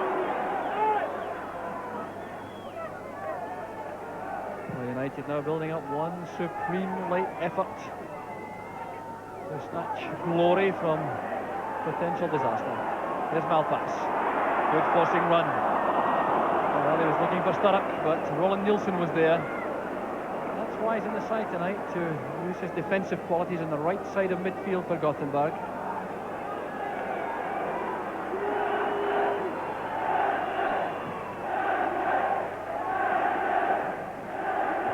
Good header again by Hegarty. This time Clark controlling it, trying to set Ferguson free on the right. Asking too much of Ferguson's pace. Larsson has a little bit of a word with Ferguson. I don't think they're exchanging compliments. Neri, despite the back being made by Pettersson, won the high ball, and the offside flag is up against Pettersson. Bit of time wasting there with the back heeler. The referee allows the free kick to be taken from 10 yards too far back by Malpass. Good leap again. Gallagher couldn't get on the end of the header from Clark. Michael Anderson forward towards Nielsen. And a free kick is given against Paul Hegarty. That appeared to be a rather soft decision by referee Igna. So quarter of an hour of the second leg of the UEFA Cup final left. It's 1 each on the night. 2-1 in aggregate to Gothenburg. United looking for 2 goals before the end to win the trophy. Here's Bannon. Berg again taking up good position. Chance to run at the Gothenburg defence. Todd Holmgren goes back. Bannon sprinting into space now. Can he send over a good cross? A full stretch just to reach the ball. He did well, in fact, to pull it back. And the throw gives United a chance to keep the pressure on. Sturrock with the turn. Still has Bannon available. That's towards John Clark. Larsson wins it. Played forward by Todd Holmgren. Here's Pettersson with Neri. Todd Holmgren again. Nielsen is well offside. Good play that by Jim McInally. Read the situation well. He was initially marking Nielsen. He stepped forward before the pass was delivered. There's the scoreline. One apiece tonight. 1-0 to Gothenburg 2 weeks ago. Up goes Clark again. He wins it. Well, Glenn Hussein must be very upset indeed that John Clark has been pushed into attack. Out to impress Manchester United tonight. He looked an accomplished central defender in the first half, but doesn't look quite so secure now against Clark. Johansson, tackled by Neri. Ball is held by Nielsen. It's stolen away by Gallagher. Goes Clark again, putting pressure on the defenders in the air. Now Pettersson. Pass commits the foul, and really United were a shade exposed there had Pettersson got away, because United had so many men up in attack. Malpass, I think, realised that.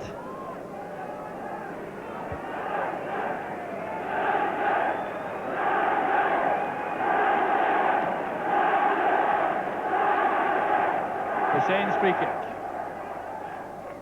McInally's powerful header. There's Ferguson with a lay off towards Kirkwood. That's for Gallagher. Now Ian Ferguson. Well, that's certainly not what he intended. Slicing that first time pass. So another substitution will be made by Gothenburg. Bob Valentine is the official there, sorting out the substitutes. Roland Nielsen will go off, and the replacement will be Lars Zetterlund. So there goes Roland Nielsen. On comes Lars Zetterlund. Zetterlund goes to the right side of midfield.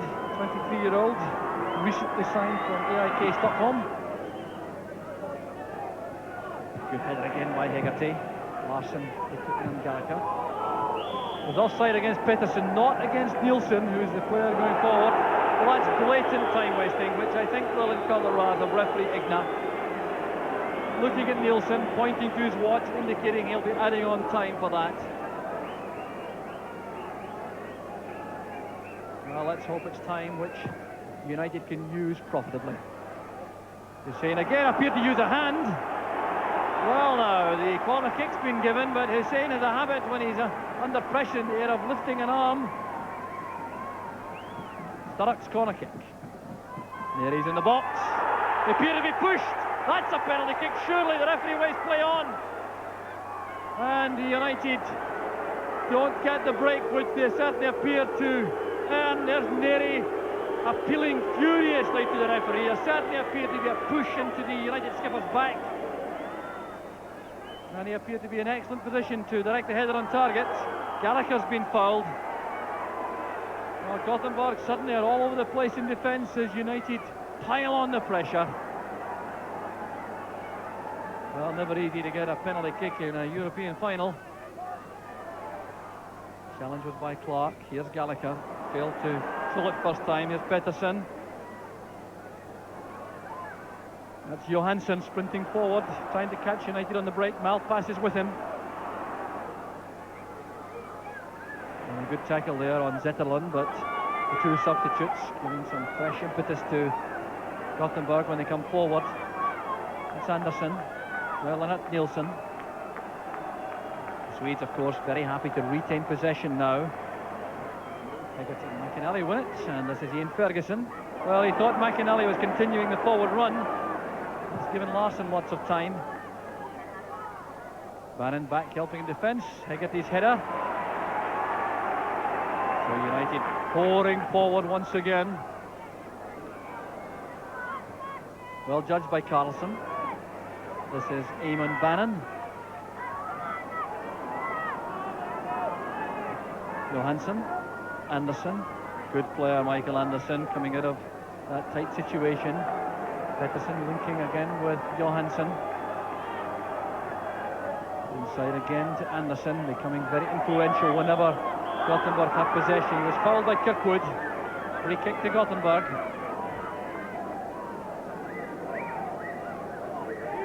Kirkwood snapping at the heels of these Gothenburg midfield players to win possession for United. So Larsson has taken plenty of time over the free kick, naturally enough. Hegarty appeared to be fouled, yes. Leaned into by Stefan Pettersson. A quick free kick. Played short by Thompson to Malpass. Time fast running out for United, 9 minutes left. Kirkwood to Neri.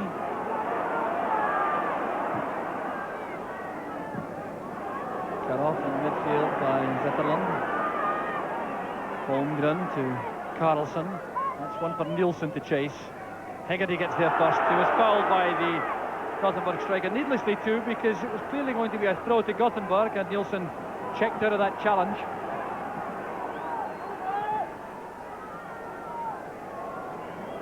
Enormous kick out from Thompson. It breaks for Sturrock. He snatched at the cross. Not the quality of ball required in that promising opening. Paul Sturrock obviously showing some signs of fatigue now, and David Neri trying to inspire his team on. There was the ball played in, which resulted, for my money, in a foul on David Neri. That's why I think it should have been a penalty to United.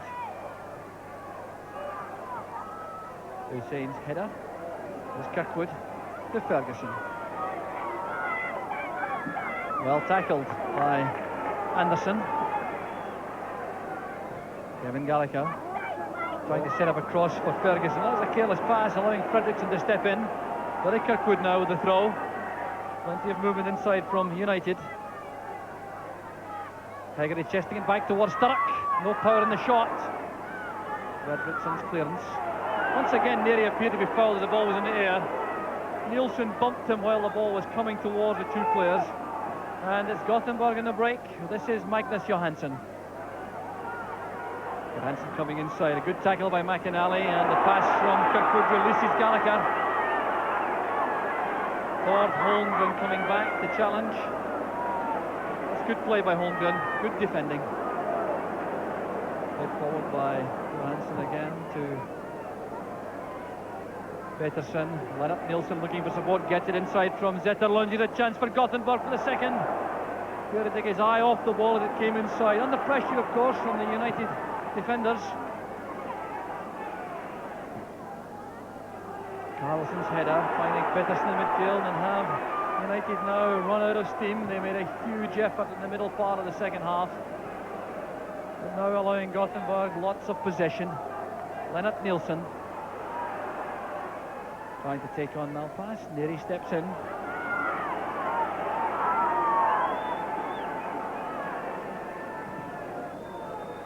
That's towards John Clark, putting Carlson under pressure. No one on the near side for the moment for United. Stig Fredriksson happy to use his goalkeeper. Just 6 minutes left for play. United required to score twice in that period to save the match. No one leaving Tannadice.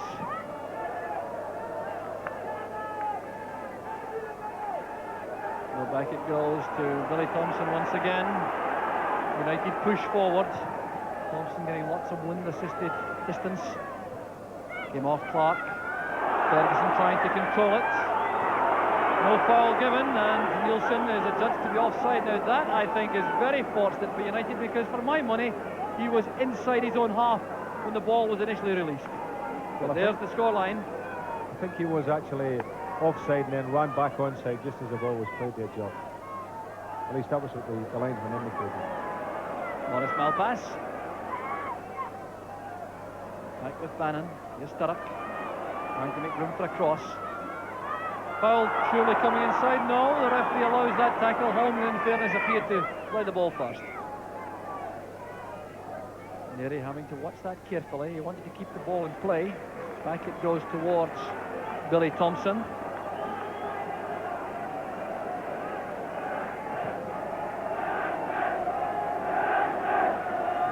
head flick on from Hegarty. Fredriksson wants to let run for a goal kick. He's forced to play it. Foul against the Gothenburg player for turning Hegarty off the ball. So less than 5 minutes left in the second half. So the free kick will be taken by Jim McInally. Referee Igna insisting on the correct position being taken by McInally. Now this is a very important free kick. Pumped in by McInally. Good header. Clark got to the ball all right, but he couldn't direct it beyond Wernerson. So time very much the enemy for Dundee United. 4 minutes left. One apiece on the night. 2-1 down in aggregate. They need 2 more goals to win the cup. So back it comes to Peterson, and now with Fredriksson. Here's Nielsen. A tremendous player tonight for Gothenburg. Here's Lennart Nielsen trying to make room to send it across. Malpass was there. Neri turns it back to Billy Thompson.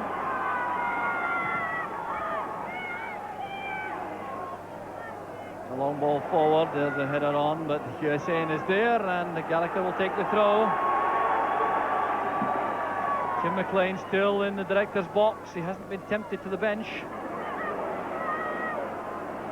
Edison back helping in defence. 3 minutes left.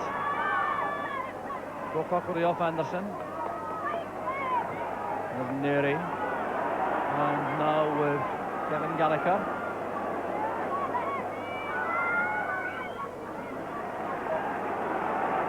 So the throw quickly taken again. The far side, here's Eamon Bannon. This needs a good cross.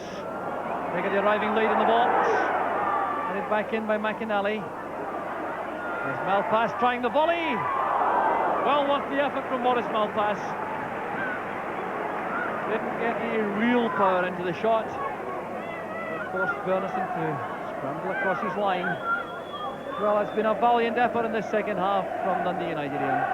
Well, you've got to give them credit for the second half performance, because they came out to battle and tried to retrieve the situation. Haven't played badly at all. The final ball wasn't really what was required. And I thought they maybe got the worst of the decisions, the referee. I thought possibly Billy Thompson decided to attack.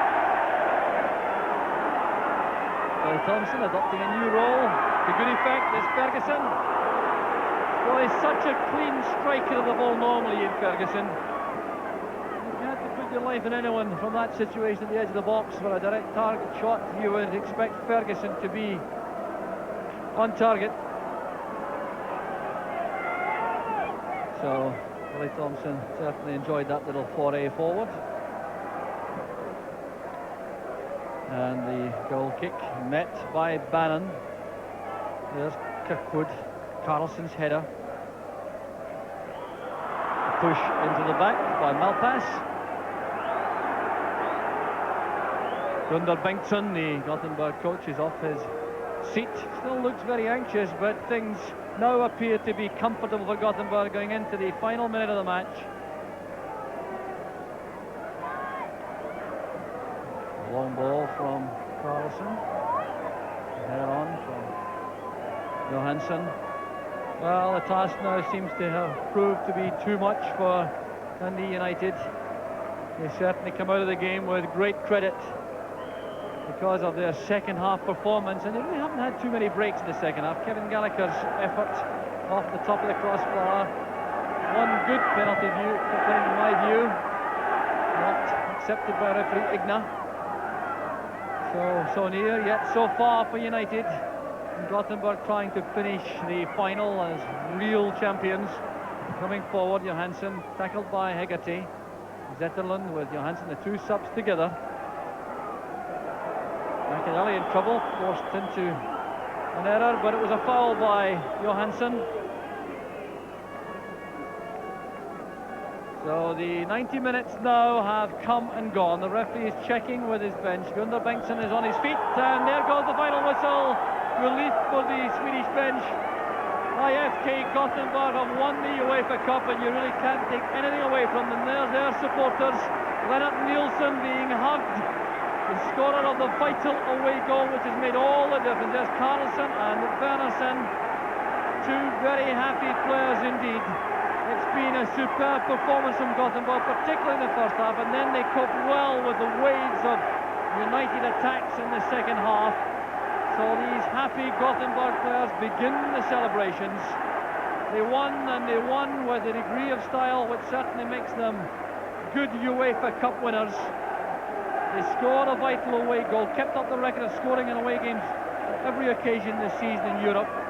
Their supporters have found the trip to Dundee well worthwhile, and they'll certainly be celebrating well into the night. Ian, Gothenburg, good winners. Very good winners. Looked a very good, strong side. Big boys, they were all looked big, fit, strong. And I think they had a number 10, Pedersen, for me, a player that could play anywhere. I thought he was a super player. If I was a manager in England, or Scotland for that matter, I think I'd be saying, I wish we could get this boy over. But all in all, as I said before, a very organised team, very strong, good in defence, very quick in attack. And Dundee United, although they didn't play to their full potential, certainly in the first half, you know, really and truly can't, at the end of the day, be other than satisfied that they had a great season, got to the final and were beaten by the better side. Ian Archer is with John Clark.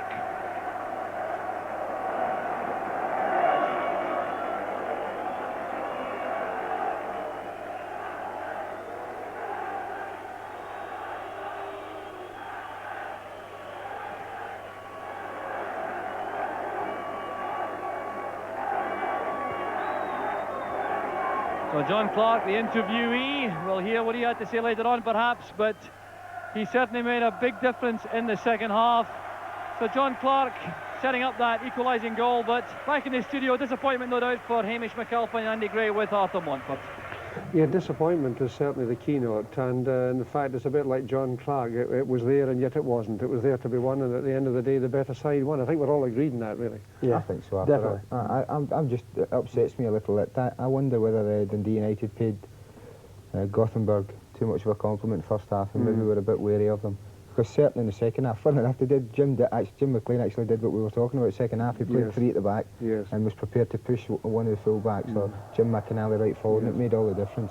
And of course, putting John Clark up front, I mean, they caused them all sorts of problems, and they didn't look half the side they were in the first half. And it makes you wonder, had they gone out with that attitude from the first minute, what would have happened? I know. I think that's a disappointment. The goal that United got really breathed fresh life into them, and you know, they really had a go at it, didn't they?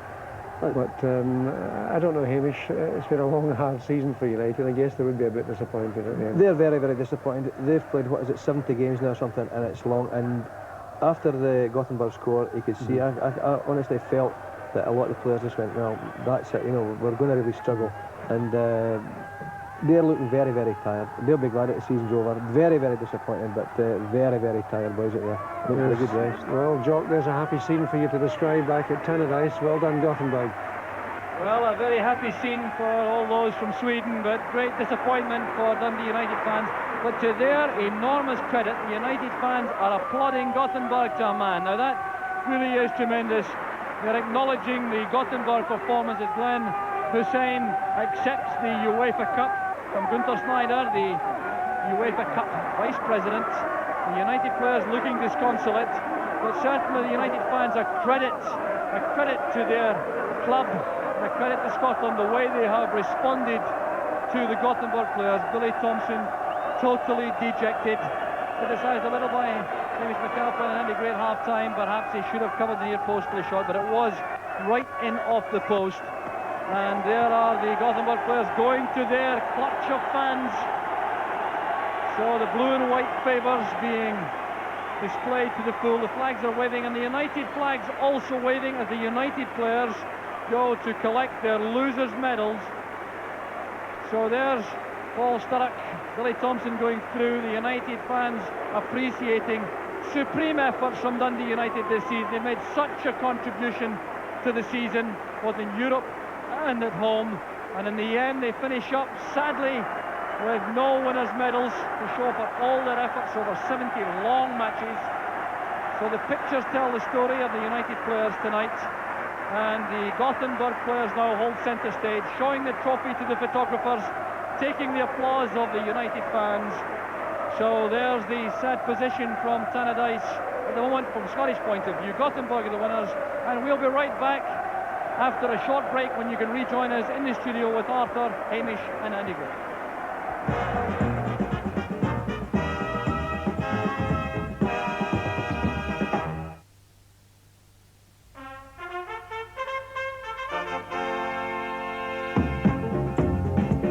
Hello again and welcome back to UEFA Cup final. Well, we talked at half-time about United perhaps getting a bit of their pride back, and I think they certainly got that in the second half. And at the end of the game, Gothenburg obviously absolutely delighted.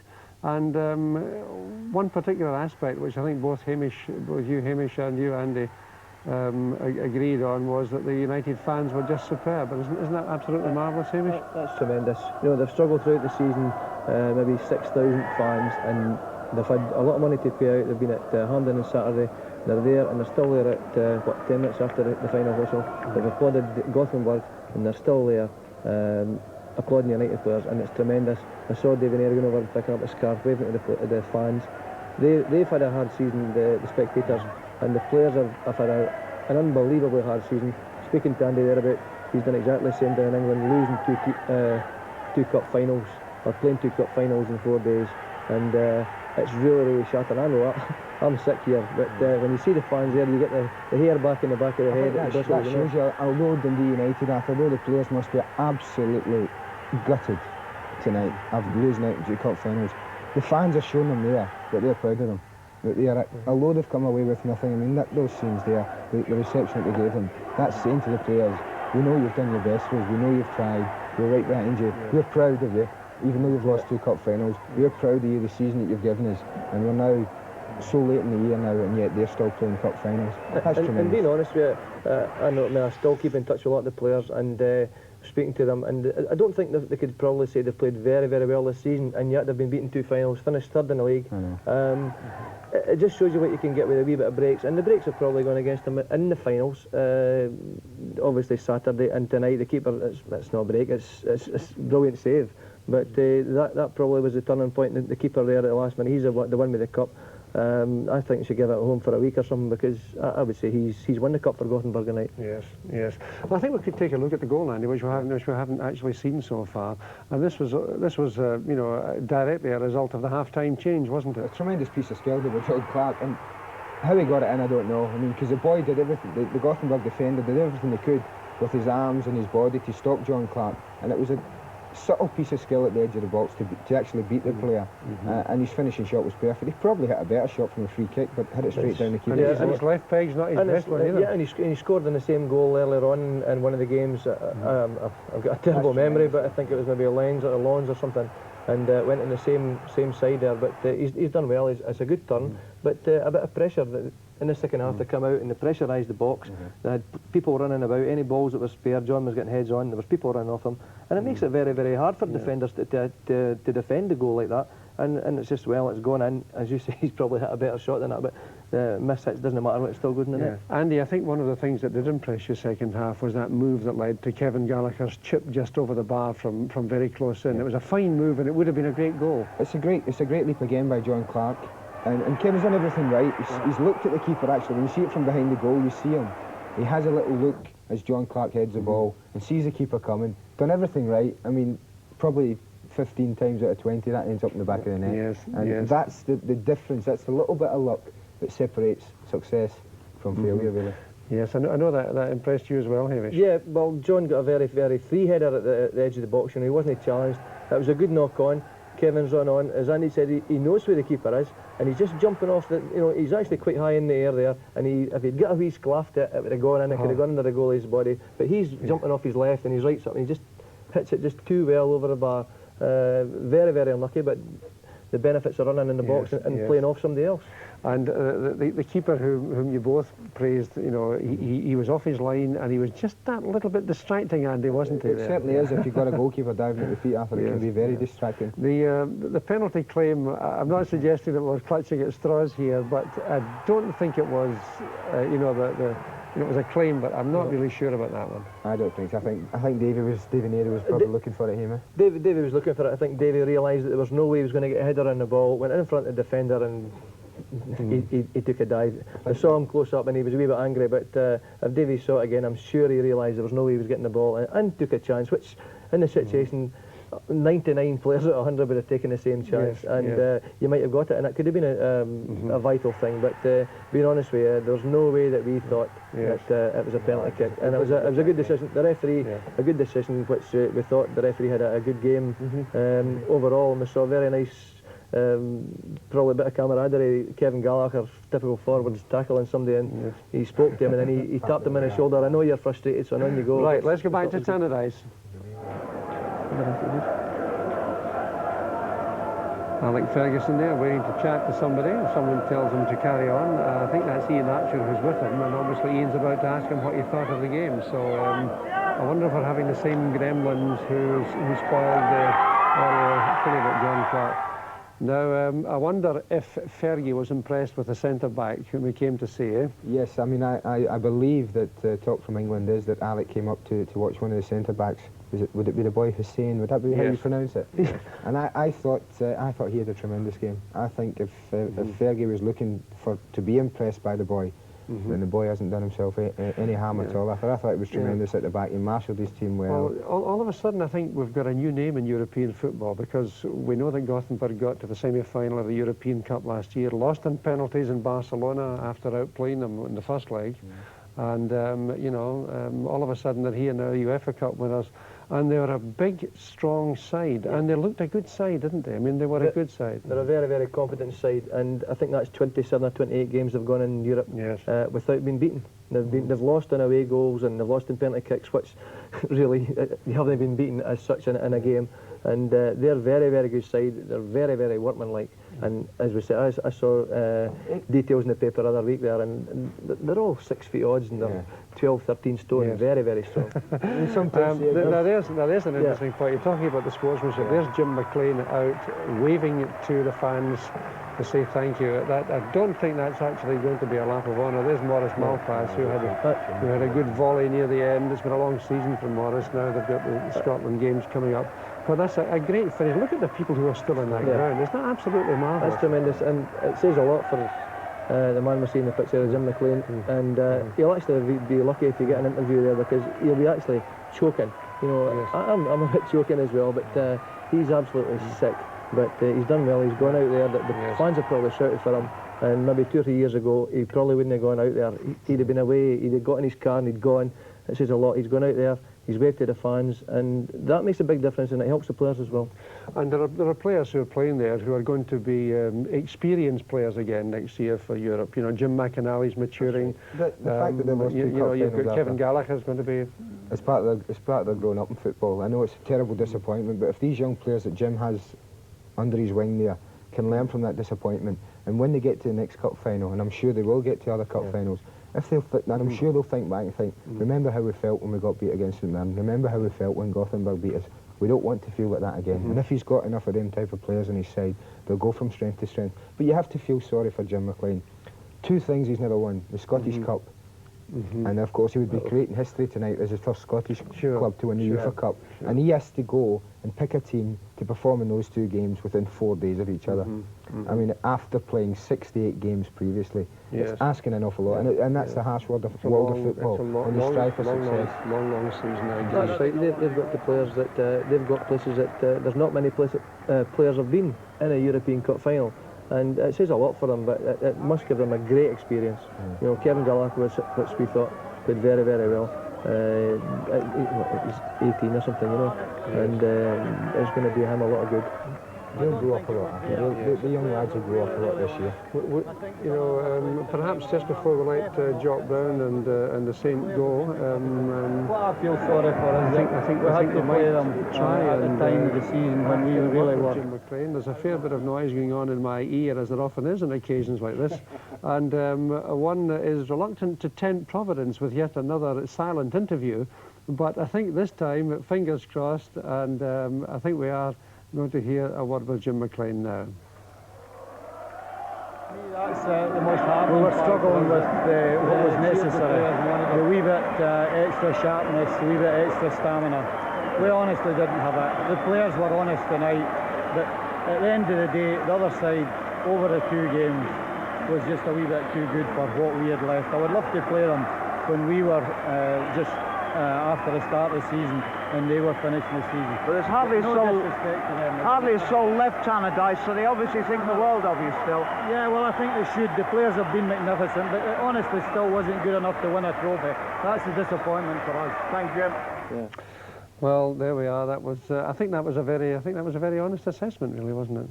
Yes, he said like the 68 games players have taken a toll after. He said the little bit of sharpness, the little bit of stamina they possibly would have needed to win a cup final in the last 2 games hasn't been there, and you can't fault players for that. Mm-hmm. No. There was one thing that did impress me was the way that, although the legs were beginning to go, Hamish, United kept pushing forward, and Maurice Malpass came up, as he often does, to pick up stuff at the edge of the box, and all of a sudden this came out to him. He wasn't all that far away. This is what you need. You're needing support. You look at there's what 9 Tangerine jerseys in the picture there in the space of 20 yards, and at that stage of the game they had nothing to lose. If they throw men forward, if they get beat 2-1, okay, it sounds better, you lose your record, but you're going to lose the cup anyway. They knew that they scored another 2 goals, and Morris is up there. They've got Jimmy McInally who headers it across, who's actually playing right back at that time. You have to have that kind of pressure on teams if you're going to score goals. Yes, interesting. Good point. Well, what about United in the future now, Andy? You mentioned earlier that a lot of the players will, in fact, grow up and mature. Yeah. It's been a fine performance by them, really, looking back on the season, hasn't it, as a whole? Yeah, I mean, I can relate to them actually tonight. That's you why mentioned I feel 85. Now tell us about about that. When I was at Everton in 85, Arthur, we played it in the reverse role. We had to play the European final on a Wednesday night and the FA Cup final on the Saturday. And we actually won the European final on the Wednesday, but when it came to the Saturday, and I can remember Graham Sharp turning to me after 20 minutes of an FA Cup final and saying, "Andy, I'm absolutely shattered." And Graham will tell you, if you speak to him, he never kicked a ball that cup final. And 9 of our players probably that day were absolutely shattered after him. And we lost the FA Cup final. And I agree with Jim there when he says, like, I'd like to have seen United play them when they were half fresh and maybe the Swedes had come into the end of their season. I think the roles might have been reversed. But there's a rosy future at United. Jim has done it again. He's brought another batch of tremendous youngsters through again, who, we've said again, I think they'll go on to more cup finals. We talked on Saturday about St Mirren. Maybe that would be their only Scottish Cup final. I don't see the same thing happening with United. I see them improving. I can see them getting to another Scottish Cup final, possibly another European final. Let's hope so. But definitely a bright, rosy future at Tannadice. John Clark has emerged as a player of, considerable skill and a fair bit of promise. I mean, he has a magnificent physique, a tremendous right foot, and as we saw here, and it's worth taking a look at again, this is the picture we'll see in tomorrow's papers. That's right. He's turned onto his bad foot because the defenders made him go that way. The roles are reversed. He's the defender involved in the goal at the other end. He's turned the defender onto his bad foot, mate, and he's hit it well. But he likes to score goals. He'll take a chance and hitting them, as we saw with the free kick past the wall, which was a very, very good free kick. But it's a good turn. And as Andy said, the defender's done well. He's actually fallen across on, making sure he's not going to get much on the ball, and he just does enough, possibly might slightly off the side of his foot, and it's gone in off the post. Andy, I'd like you maybe just before we go off the air, and we're coming towards the end of our broadcast now, perhaps to take one more look, if it's coming up, at the goal which effectively killed United's challenge. It was a vicious break, wasn't it? And I know that we've had a few folk looking in, phoning in to say it went through the side net, but that nearly burst the back of the net, didn't it, really? I mean, I perhaps, maybe, I don't know. I mean, Hamish will probably slaughter me because I've seen him let in so many at the near post. But I always believe that a goalkeeper should very rarely be beaten in the near post. Perhaps I'm being too critical, but I think in cup finals you have to be after. Yes. Perhaps John Clark's not done the right thing, as we said, by not sending him wide. But I still think that Billy Thompson should have done better. I think he got a touch to it, therefore, to me, he should have got a whole hand to it and knocked it wide. And we can tell the viewers that the ball did go in. The ball definitely didn't go through the side. I wish they'd had the net in front of the goal. It'd been all right, they'd given us a wee chance there. Yes, right. Oh, well. Now, we're coming towards the end of our broadcast. It's really almost the end of the season. We've got a couple of things to tell our viewers about. We've got to remind you that next week, of course, it's the European Cup final, and that's exclusively on ITV at 11:05 next Wednesday night. And then, of course, we've got the Scottish Junior Cup final a week on Sunday, live from Rugby Park. Come on, I'm looking forward to that very much. When Ali McCoist will be our and summariser. Just a quick word with the pair of you. What's going to happen to you now? Because I know, Andy, that you're going off, I think, somewhere exotic this week. Yes, we fly out to Jamaica on Sunday, Arthur, to play 2 games out there, one in Kingston, one in Montego Bay. Hopefully there'll be a little bit of a holiday involved as well. I'm not too sure about that. With the new boss arriving, O'Neill's going to have to be very careful and watch one step. But hopefully it's the start of a rebuilding programme down at Aston Villa. We wish you well, Andy. It was a pleasure to see you on Saturday and again tonight. Pleasure. Hamish, there's just 15 seconds to invite you to have a nice close season, really. I'm going to Broughty Ferry. I asked him if he could carry his bags to Montego, but he wouldn't let me go. But right, okay, a pleasure to see you both again. Sorry it was such a disappointing night, but it was a fine game, and at the end of the day, there's no argument about who deserved to win the UEFA Cup. Just to remind you that television coverage tonight was by our colleagues at Grampian Television, and our apologies again for the interviews that didn't happen. As you can appreciate, those of us here in Glasgow had absolutely nothing to do with that. From all of us here, it's goodbye and good night, with one more look at the story which will make tomorrow morning's papers. From all of us here in the Scott Sports studio, it's goodbye and good night.